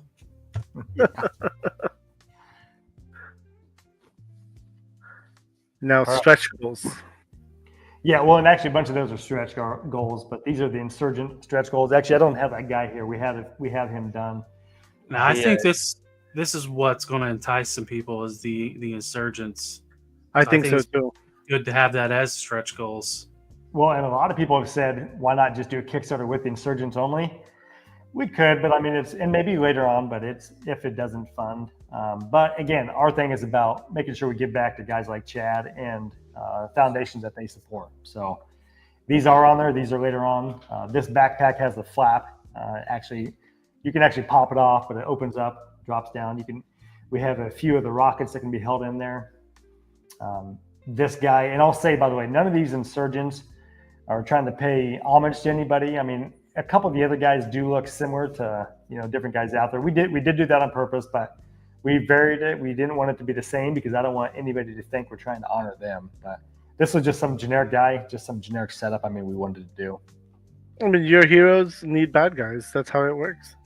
Well, that's what I was, before we even started the chat, I was asking a few guys, I think Clint Emerson, I said, hey, do you care if we add Insurgents? And he actually, I think he wants them, he even said, name them as they were. I'm like, nah, I'm not going to do that. But he's like, yeah, add these in. So I was like, all right, cool, we will. Yeah, I mean. Oh, there you go. Okay. So they do have a different stand. This We is, have the stands. we have a stand here. Put them in the box. So all of the veterans, all the military guys come with like a dog tags for their stand. And the Okay. Insurgents come with just kind of a stony, desolate area. It's got some bones and stuff. That you, Yeah, bones. We had to put a skull on there. We like skulls. And I'm trying to think. We have four. I think, in the Kickstarter. I don't know I don't think we show them all four on here. Do we have four? Oh yeah, we got the 2-pack. Yeah. Yeah, the 2-pack. I remember that. I forgot to put that on there. so the Yeah, here we commander- go. These are just 3D printed. Here you go. Here's these guys. Well, I guess they're all 3D printed, but So the general's in tan in his hand, and then the commander's in black. this is old. We changed this so that way it does cover the back. So aesthetically, it looks a lot better. So the strap does come all the way up. Okay. So these two, Chad probably knows exactly who these were. Maybe not. I mean, we changed his head more. No, I know. Yeah, okay. But again, for army builders, you have a generic head in there too. Okay. So again, just because we're trying to base these off of real life wars, conflicts, other than World War II, we wouldn't do that. I'm not going to play around with that. But these guys here, they were in the news enough, media enough that we decided to, loosely base two of these guys off of them. Okay. And I mean, and I'll be honest, we talked about, we want to do battle packs, like your Star Wars battle packs multi-figure, based upon operations. You have Operation Neptune Spear, UBL. Talk to some of these guys about adding him, and they said, yeah, absolutely. And so we do want to do one. Probably won't name him his full name. Maybe we'll call him Geronimo, right? Like they called him, his code name. So we'll do something with him. You would do like a tribute to 9/11 where we give back to like Tunnels to Towers or something. We talked about doing a fireman and a police officer, something where, again, everyone we want to have tied to an organization and make sure the organization knows too. We don't want to just float it out there and not have something to hold our feet to the fire. Yep.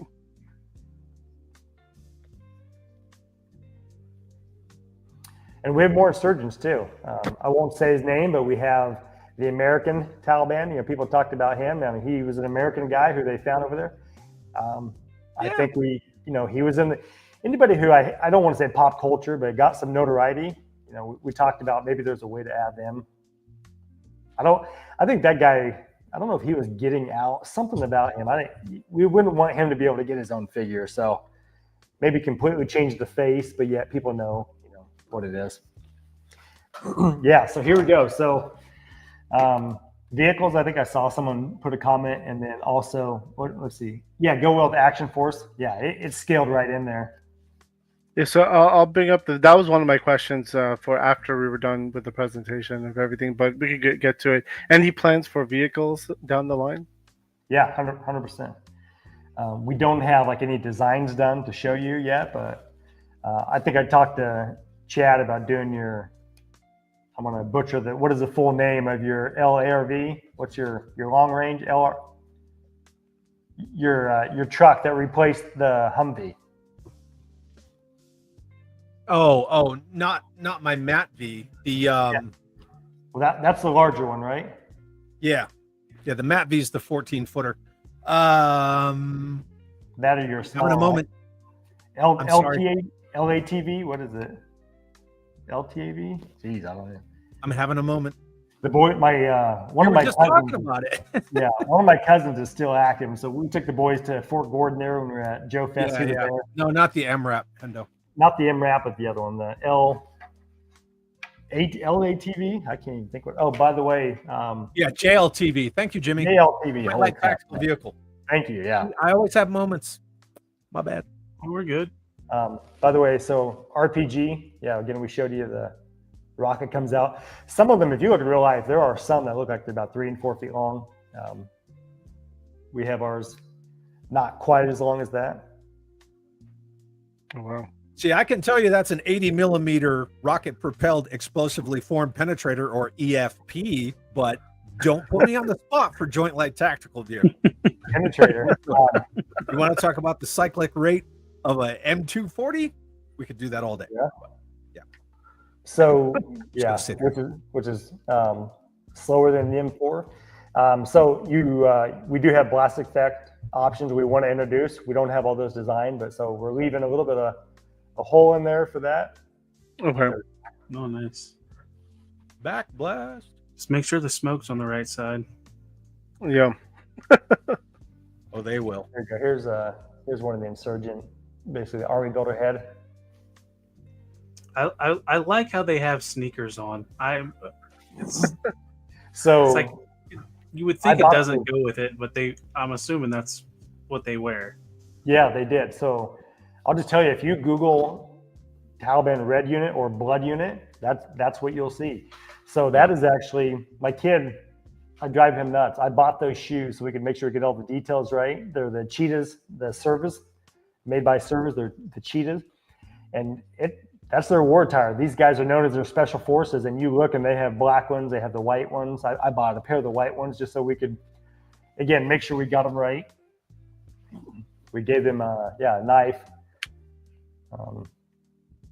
Any soft goods, or is this all going to be just like your typical plastic overlays? So it's not done yet, so we didn't want to show yet, but we do have the Strutt family, Sean Strutt. You know him? Yeah.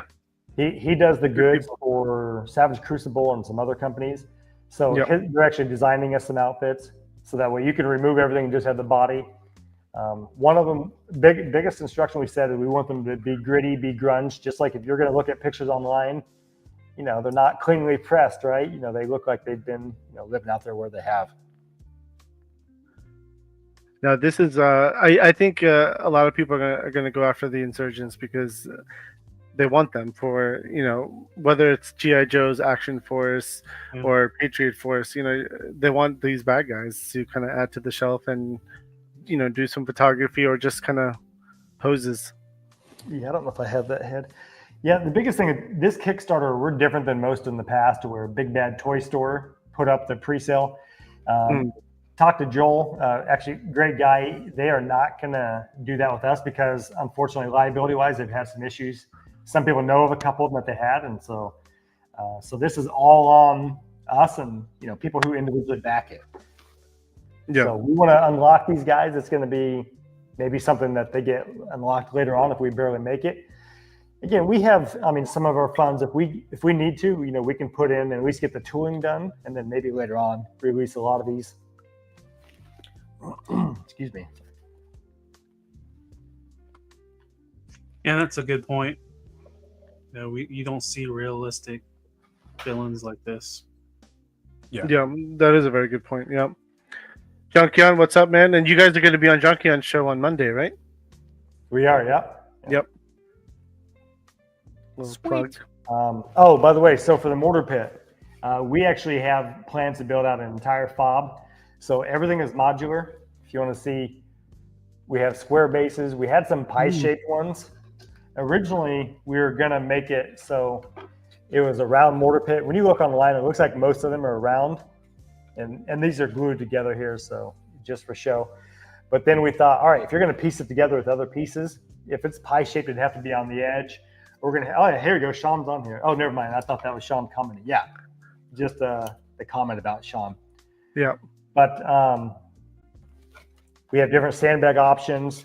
Just for the Kickstarter, we're only going to do the one. It's just we changed it again to be a little bit more square.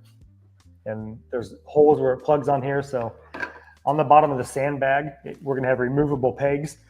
What we think we're going to do too is give like a free downloadable option for the pegs. So just in case people lose them, or, we'll include a bunch more in the pack. And then on the bottom, I don't know if you can see, we have connector pieces that you can snap them together so they can be a tighter fit. Again, it's square now. So. That's I think this is a really cool look. These are some of the pictures that I had downloaded from Facebook. That mortar pit's money. Yeah. Yeah, we went with the smaller. We went with the 60 millimeter M224 mortar. So there's a handle on there, right? A guy can carry it. I know, I think your M252 has an 80 millimeter. Is it 80 millimeter, Chad? Or I think there's even 100 millimeter, maybe, or 110. Yep. So there's other options, right? Down the road, maybe we will, but this is where we're starting. Okay. Yep. I think it's kind of crazy when you think about that. A tank round is 120 millimeters, but you're firing 110, and it's just right next to you, just dropping it in. Yeah, Bear 11 says 122. The fun research, looking at like new guys dropping it, and you'll see every once in a while someone has to jerk them back because they keep their hands there. I mean, there's some wild videos out there. So I wanted to ask a question about the Insurgents as well. So here's the size comparison you guys had posted. Yeah. Thank you. Now, this is with a G.I. Joe classified figure here. Now, do the points of articulation differ from the U.S. soldiers to the Insurgents? Or are they going to be the same points of articulation? Yeah, they're the same. So that way, if you take out their clothes and have soft goods, they do have butterfly joints. We tossed around whether or not we do need butterfly joints, but yeah, they have them. I guess I don't have a very good picture right here, but yeah, I mean, you can kind of see on this guy's back again. Yeah. There you go. Yeah, you could see it. Yep. Yep. Okay. And then this is also another photo. Yeah, that's like Dakota Meyer's vest. Plate carrier on the front there. You can see where the mortar shells, not mortar shells, I'm sorry, the M40 shells can fit in there. You got a scar on top to show that the stock is adjustable, and then like the HK on the bottom there, different stocks that are adjustable. Different magazine options. Again, with no tolerance, I had to sand down. So if you look at that magazine where it's skinnier on top, I don't know if that's how it's going to have to be from the factory. We'll wait and see. It may have to be because we want to make sure that the lower mag well on there is not too thin. So again, biggest thing is durability, making sure we don't put out anything that's going to break. Okay. And then let's go back to the PowerPoint or the deck. All right, let me present.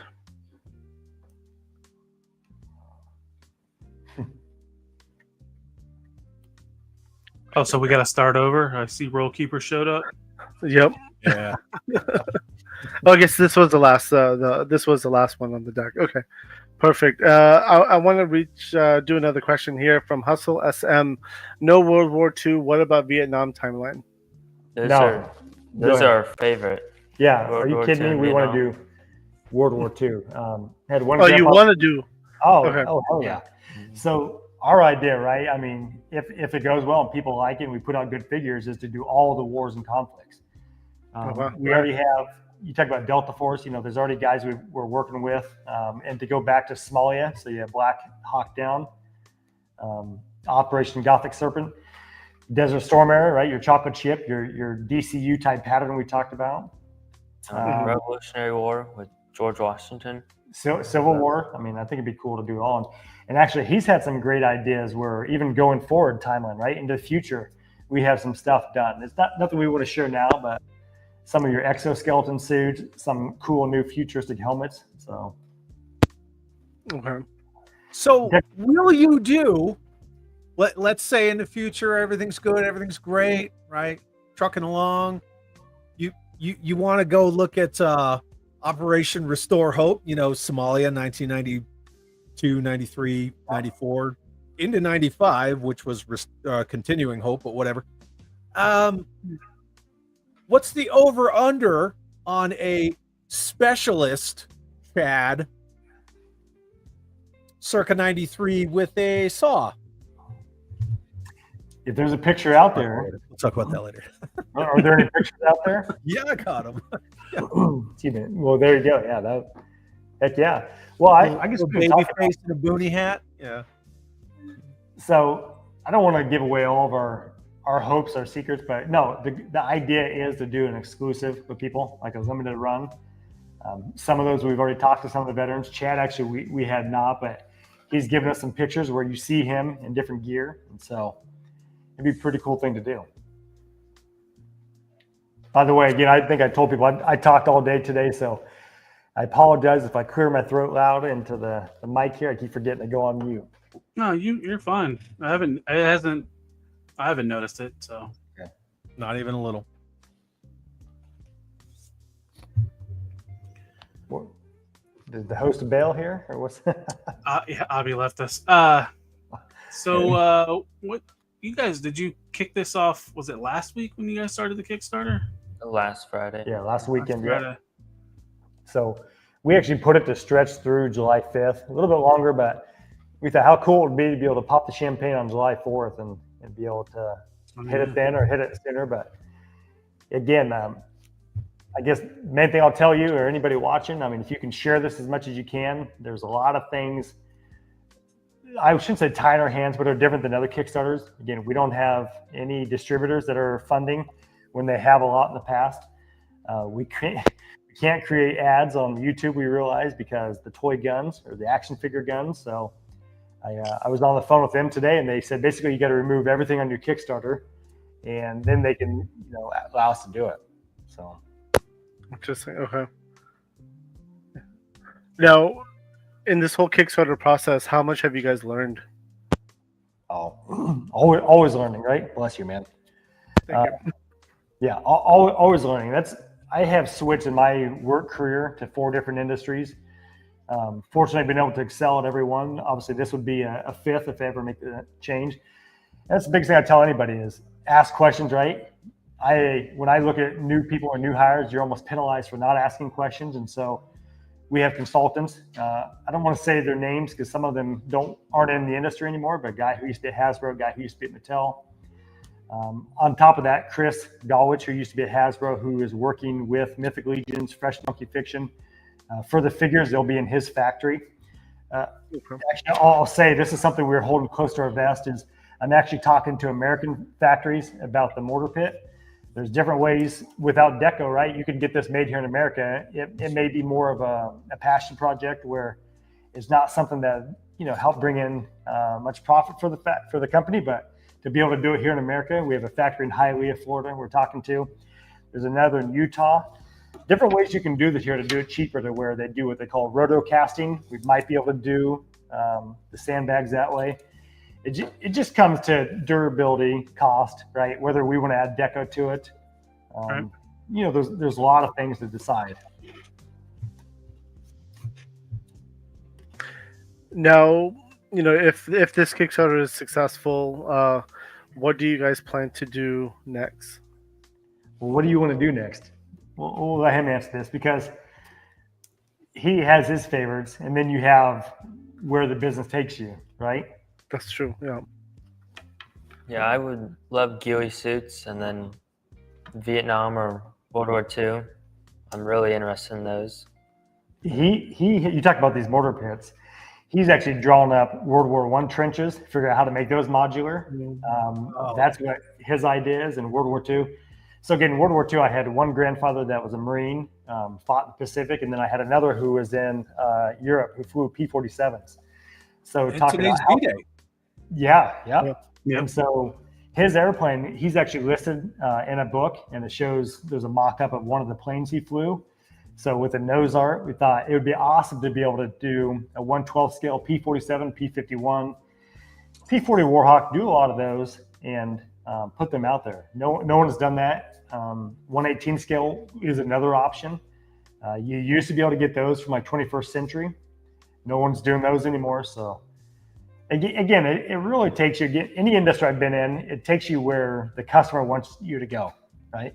If we try to do what we want and take it one way, you find like what some of these other companies have done that are having issues, you can end up in trouble pretty quick. And so business-wise is what the consumer wants. Yeah. Now, you made a comment about future, like maybe something in the future. Are you thinking like something like sci-fi, or something much closer? No. Like are we talking about like sci-fi, like going to space and all that stuff, or are we talking? Or what was the Tom Cruise movie, Live, Die, Repeat? Oh, that was a good movie. Where they had the exosuits.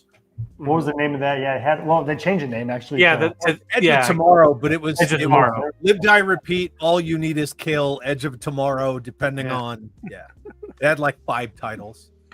Well, what he showed me, I guess we've also talked a little bit cyberpunk, but That would be under something else, not under Patriot Force, if we do that. some Patriot Force, yeah. Patriot Force is for the American conflicts, the veterans.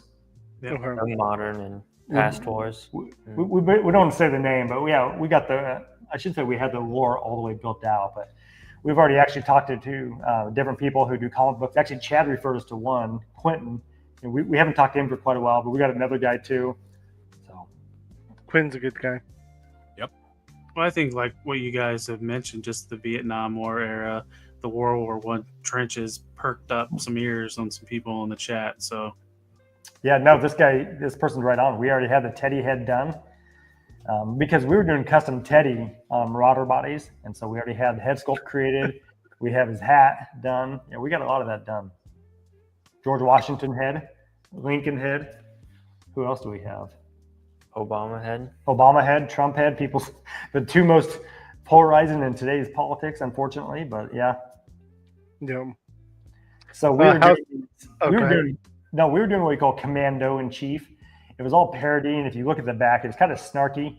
Like you got Obama in a suit with a plate carrier underneath, and you have Trump on a military body. Which, again, we checked with the early veterans we were working with. We checked with them first to make sure they were okay with it. And you get the chuckle. They say, "Yeah, it's an action figure. Who cares?" Obviously, a lot of people did care. I'm not a fan of either political party, so not someone who paid as much attention to it as I should, and to see how people would react. But you could do like those. You could do like those T-shirts where it was like Teddy Roosevelt riding on a Velociraptor in the war. So we worked with that guy, Jason. Yeah. Mm-hmm. So that guy, Jason, I don't know if it's Hauser or Hauser, how you pronounce it. Actually, an awesome dude. His stuff has been copied, been reused. Jimmy Fallon, he makes the most outlandish artwork, and so we talked to him about doing our president artwork. So, yeah, good dude. Yeah, nice. House Hendo is saying, "Hear me out, Spanish-American War and Rough Riders, maybe Boxer Rebellion era too." Yeah, that's what I was reading. Sorry, when I was talking about Teddy. Yeah. Teddy and the Rough Riders. I mean, we've even talked about Sitting Bull, doing the Indians, doing Crazy Horse. Oh wow. Okay. Yeah. Dart Stargazer is saying, I would rather you guys do historical eras than imaginative, futuristic stuff. There's plenty of the latter and none of the former. Yeah, no, we're right with you. I think both of us talked. That's our favorite. The biggest thing is if, and I'm going to say lucky, fortunate, whatever. If we're fortunate enough to where we can run multiple lines, that's what we do. That's why we're working on that because, yeah, Obama and Trump, yeah. But To me, you go ahead. we'd sorry. rather do the past wars before futuristic because so many people do futuristic and nobody's done Revolutionary War, really. Yeah. Pulp Fiction, science fiction, great movie. I mean, Who wouldn't want a highly articulated 6-inch General George Washington? I'd buy it. I'd buy that shit in a heartbeat. The soft goods with that too. And if we're working with Chris, Mythic Legions, I mean, who knows? I have no problem partnering with other companies. I say I mean, we haven't talked about it a whole lot. Mythic Legions has a couple of great horses out there. I mean, so. Yeah, that's very true. Monster Force has some killer bodies. I mean, you can turn those into World War II also. Some of them, yeah. Ian Douglas, why does that sound familiar? I love Star Wars, so I would love to do something sci-fi. Okay. Well, that's what we talked about. If we could run another line parallel to the Patriot Force, again, Patriot Force is everything historical, everything based on American war and conflicts. We don't want to give away the name, the acronym yet for the other one, but if we were to go forward, we already have that name, everything's sought out. And really, what that would do is it would take off from your current American conflict, and it'd be adapting going forward.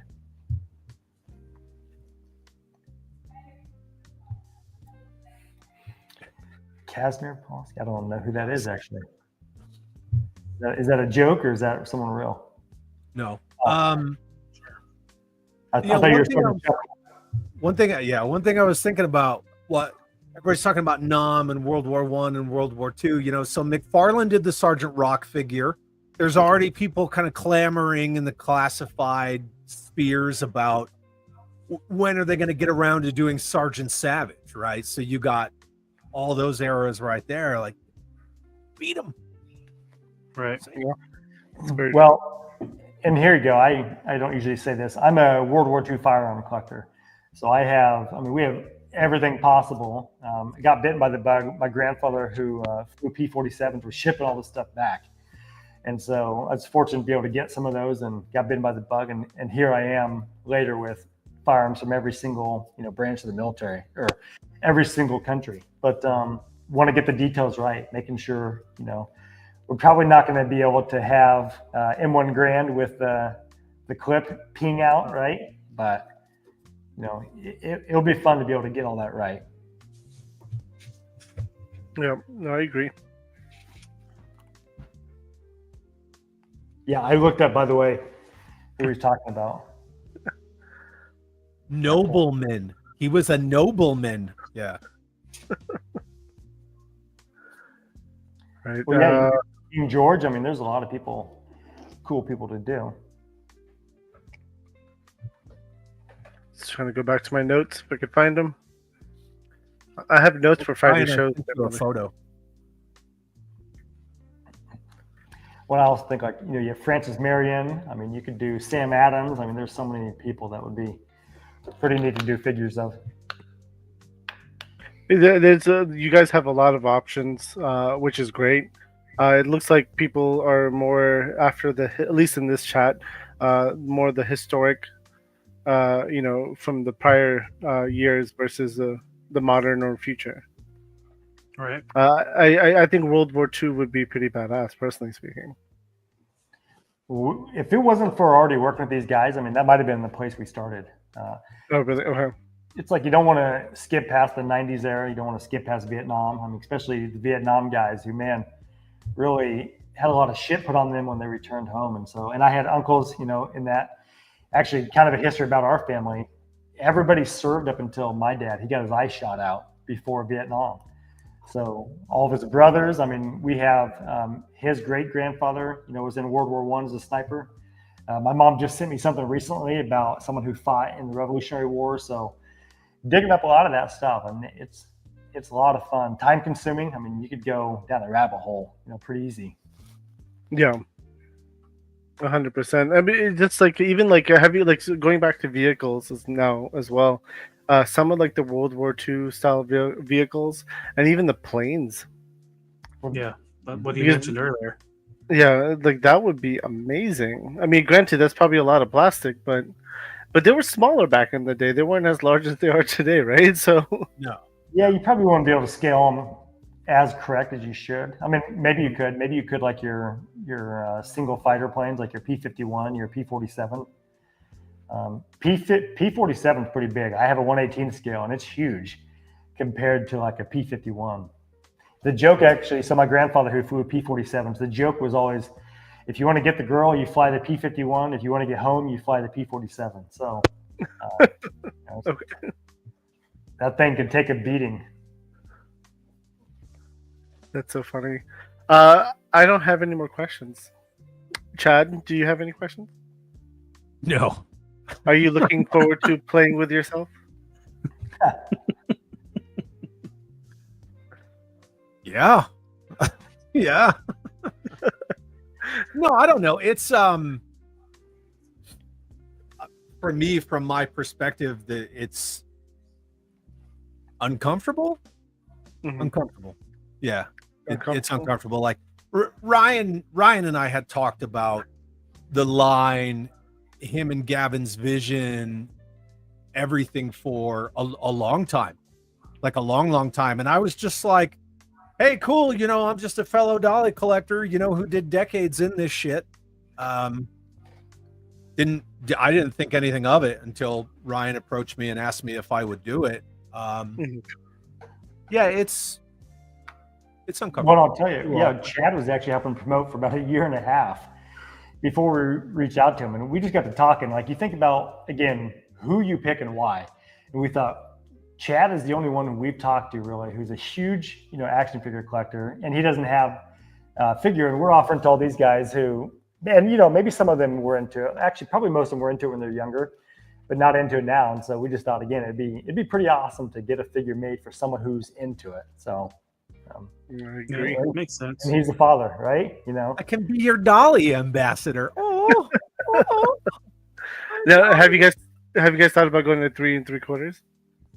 That was where we were starting first. And that's, you talk about collecting wise, this kid has 100 Storm and, clone troopers at that scale. So I remember the phone call when Ryan said, yeah, we're not going to do that scale. And I went, okay. Click. So it's ironic if you think about it. Well, the funny thing is, him not being into it, it's almost like that might have been the same call when I asked you, right? Was it the same one or no? When you asked me what? When I asked you if you would be in line. No, that was not the same. Okay. No. Mm-mm. You normally It don't was care. after I said yes. And then you're like, oh, by the way, we're not doing 1/18 scale. And I was like, you suckered me. You son of a bitch. No, it was later. Bamboozle. Yeah. But I do have 2 Lord scale Chads. I do. I have one from Strike Force Alpha. Matt LaCroix made me in Strike Force Alpha.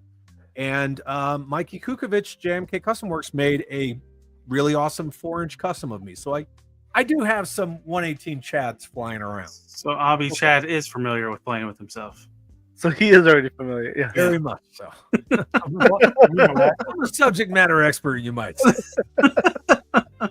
and I would say never shut the door on a good idea. World War II is done very good by Marauder, but there's some, and I wouldn't be opposed to still doing 1/18 scale, with our flavor on it. I mean, how many movies do you have of Batman? How many movies do you have of Spider-Man with a different twist on it? Right. Yeah. Joy Toy, Marauder. I mean, I like them both. I'll buy them both. So it's kind of one of those two where I'll see people at times ask if there's too much military figure competition at this scale. And I say different. I'm going to go back to different industries I've been in. Medical device most recently, right? You're never truly a competition unless you got contracts locking you out, right? If we're bidding on getting like a license from a company, sure, there's competition. If your competition is only someone's pocketbook, that can fluctuate, right? I mean, obviously, we all have a budget, but if I see something I love by 2 different companies, I'm going to get it. I don't care if they're the same. GI Joe and Action Force. There's a lot of similarities. Yeah, I don't care. I mean, if it's as long as it can fit into my budget, I mean, I'm going to get them both. No, I agree with you. I don't collect the one. Was it 1/18 scale? I do have a few. But I'm not gonna lie. I think I was watching. I was on your chat, I think, or you were somewhere. Maybe you were here, but you were showing off the Joy Toy vehicle, the 1/18 scale one. And yeah, Chad, you were. Yeah. Chad was showing it off, and I was just like this is awesome. I was so surprised how nice it was. That I was like, that's exactly. Yeah, that one. Yeah, I was like, I kind of want that. So when we were visiting Fort Gordon, again, that's similar, but I mean the boys got a set in those, and so that before a Humvee, I think a Humvee would be great at this scale. But really, it's what can we introduce that other people haven't had a chance to buy yet, and there you go. That's one of the options. Yeah. Well, it's kind of like okay. There's the motor. There you go. Look at that. That Cummins engine, maybe. See that's just insane to me. Is it going to be too in your face if I get a cross and I put like a little gold spray painted crucified action figure on the cross? Is that going to be a little too in your face? Because I think that's coming. I think I'm going to do that. That's available or will be. Yeah. No, thank you guys. I don't want to take up all your time here. I mean, we have nothing else to do on a Friday evening, but I know you said you have your member chat. No, it's fine. So go ahead and tell us where you're going to be next. We're going to be at Joe Fest, is it the weekend of the 20th, and then DFW, the weekend of the 28th. We did extend this so that way, I think July 5th it ends. It might be midnight on July 4th. I can't remember, but the biggest thing I know, again, I have backed Kickstarters that, didn't work out, had to refund. If you're on the fence about backing us, if I can challenge your offer, I mean, just get in for one figure. I mean, anything will help us out. We feel like we are held accountable by the veterans as much as the collectors. And so we'll do everything we can. And that's why we chose Chris, because Chris Gorwitz has never had a line not come to market. Some of them have taken longer, but I mean, the guy knows what he's doing. His factory is great. Monster Force is my favorite, not because we're working with Chris, but those are pretty badass figures. And so, we'll be pretty happy if they turn out like that. No, I agree with you. And, I know Chad's going to be at DFW and I am too. So we'll definitely be seeing you there. And I'll likely have my phone, or I got this not so fancy camera recently. So I'm going to play around with that just to see how it is. But I'm sure I'll be in your face a little bit. Very cool. Stop by, introduce yourself. So. Of course, 100%. Chad, how about you? And before you start speaking, thank you for coming on as a surprise. I really appreciate that. Thank you for asking me. I really appreciate it. I missed hanging out with you guys. How about me? What? Do I like playing with myself? Yes. We already know that. Oh, okay. You just got to put it on your OnlyFans. Figs. But I just wondered if you want to do a shout out or anything. Sunday at 5 p.m. Eastern, I'll be doing my usual thing. I got Maximilian Tucker on the pregame with me, and then everyone's good friend Suka from the Toxic Toy Depot will be on the main show with me, and we're going to be discussing like 118 lines that kind of took off, were non-starters, things like that. We're going to get kind of into the weeds about Walmart killing 118, which a lot of people don't know about. Which time? Say again? Which time? Oh, no. What? You gotta tune in and see what we're talking about. But that being said, I have to say to Ryan and to Gavin, feel that what you guys are doing for the GWAT veteran, and I'm going to say community, because that is a true community. It doesn't abuse that word. Can you repeat that? You heard it here, folks. The military community does not abuse that word, right? Toy collecting community absolutely abuses that word for the consensus. We love the community. That Community. being said, what Well, by the you way- guys have done for like the veteran community, for all the GWAT vets, I can't thank you guys enough. You know, for me and my brothers, sisters too. You know, to include the ma'am. She is an infantryman. Are we related? Now just me and a teenager here making. But I found this kid down the street. This is my son. Anybody who's Yeah. wondering, yeah. Father, just- son, to quit Go ahead, fucking Jack. interrupting me. I'll say this to him, and maybe I'm done. get on- Fuck it. I'd probably get on his nerves. I grew up a farm kid, working on the farm every day, and I worked with my dad. Not really realizing at the time how much he liked it, he appreciated it, and now that I get to do this, you know, I understand. So. Go ahead, Chad. No, fuck mean, no. I'm done. I'm muting everyone. I promise. I'm muting No, I'm everyone. done. We're good. Everyone's muted. We're I'll good. let the man speak. I'm done. Missed it. It's over. Well, I will say Chad was hitting on a good point. That's really the passion behind this. I mean, if anybody knows the stats, I mean, veteran suicide is 22 a day. This month is mental health month. You know, that as a civilian, as a guy who never had an interest in serving, don't regret not serving, but I still feel we've got to do something to give back to them. The VA, I mean, a lot of these guys I talk to quit going to the VA. You know, the help's not there, so they're going to these nonprofits and getting help. Tom Satterley, a guy who actually Delta Force, who was there at Black Hawk Down, we did a figure of him. He's got a great organization. I mean, if we can, we want to give back to these organizations that are doing some good. Hey, there you go. There's Sean. Hey, There you go. Sean. We talked about you. So 22 a day. Wow. No, it's probably a lot higher. That statistic came years ago. So Okay. Yeah. I know a lot of it's the Vietnam guys that get older, and a lot of people who just don't have or don't know where to go for the help. So Yeah. Absolutely. so we Did you want to? Chad, did you want to finish talking about the community? Well, no, I think I kind of lost my train of thought, but yeah, I think it's important, you know, to like, yes, the Nam guys, the World War II guys, of course, you know, today being D-Day, but the GWAT, you know, the GWAT alumni, you know, the military community, we busted our asses for decades, and I think that it's important. When you look at toy lines, like everybody wants to talk about Dollies and Wolverine and this, that, oh, Marvel versus Capcom. But like everyone who played with stick guns as kids and, you know, cowboys versus Indians and cops versus robbers and played army and stuff, like these are real life representations in plastic form, as accurate as you're gonna get. Mhm. And I love Joe, you know, I love Destro and the fantastical stuff and sci-fi and all that shit, but like this is where like the real world like collides with your toy collection, and I love it. I love everything about it. Every time Ryan calls and talks to me about it, doesn't even matter what it is, I'm just glad to be involved. So I think it's freaking awesome. No, that's Go that's back, amazing, yeah. assholes. Yeah, I saw Sean's comment. Thanks to Sean too, man. He's been helping us out. So, Yeah. and he's got him and his family in there working on some stuff for us.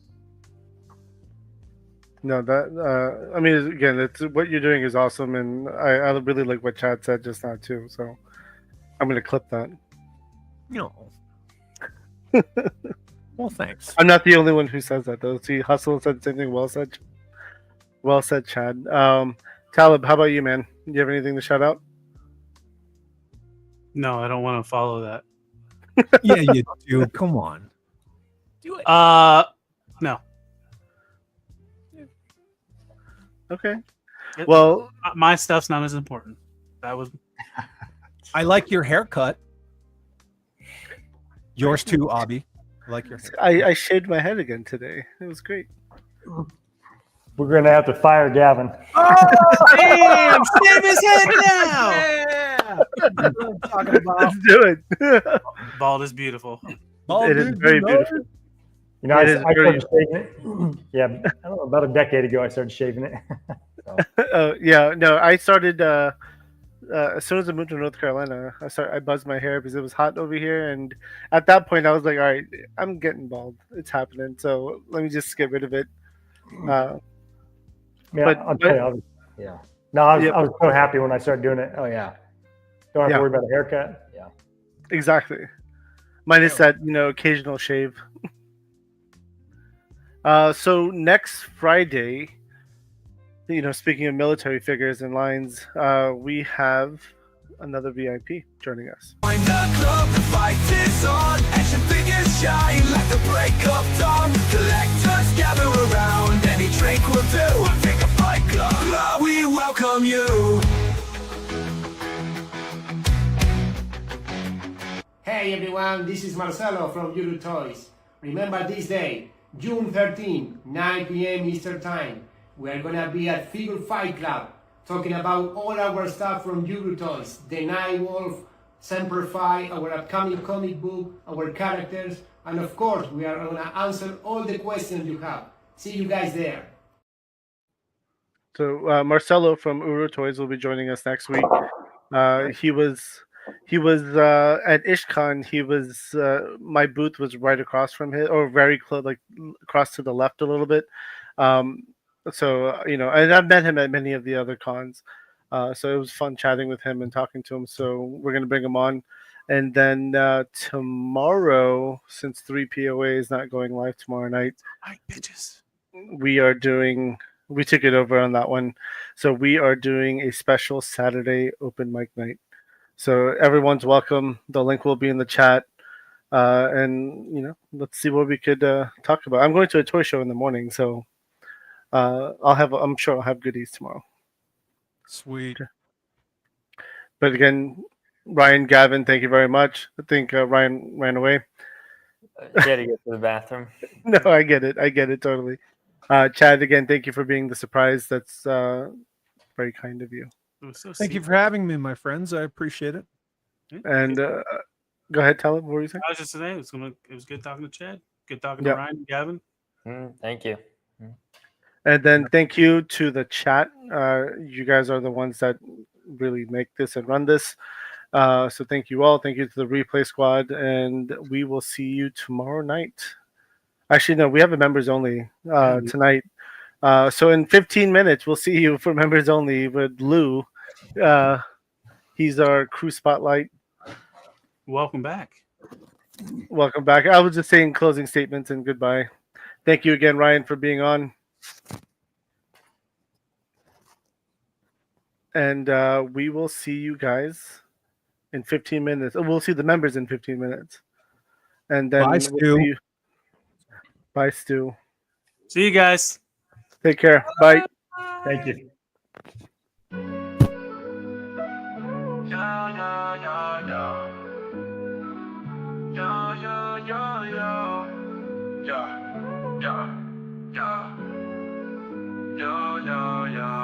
As we wrap up tonight's fun, the figures in talk, so we've just begun. Join us next time for thrills anew. In the world of Figure Fight Club, it's all for you. Make sure to subscribe and smash that like button. See you next week on Figure Fight Club, stay strutting. This isn't goodbye, it's just to see you later. In the meantime, go check out another creator. So keep your figures on display until we gather here someday. Remember the tales and the laughs we shared. Here at Figure Fight Club, you're treasured and cared.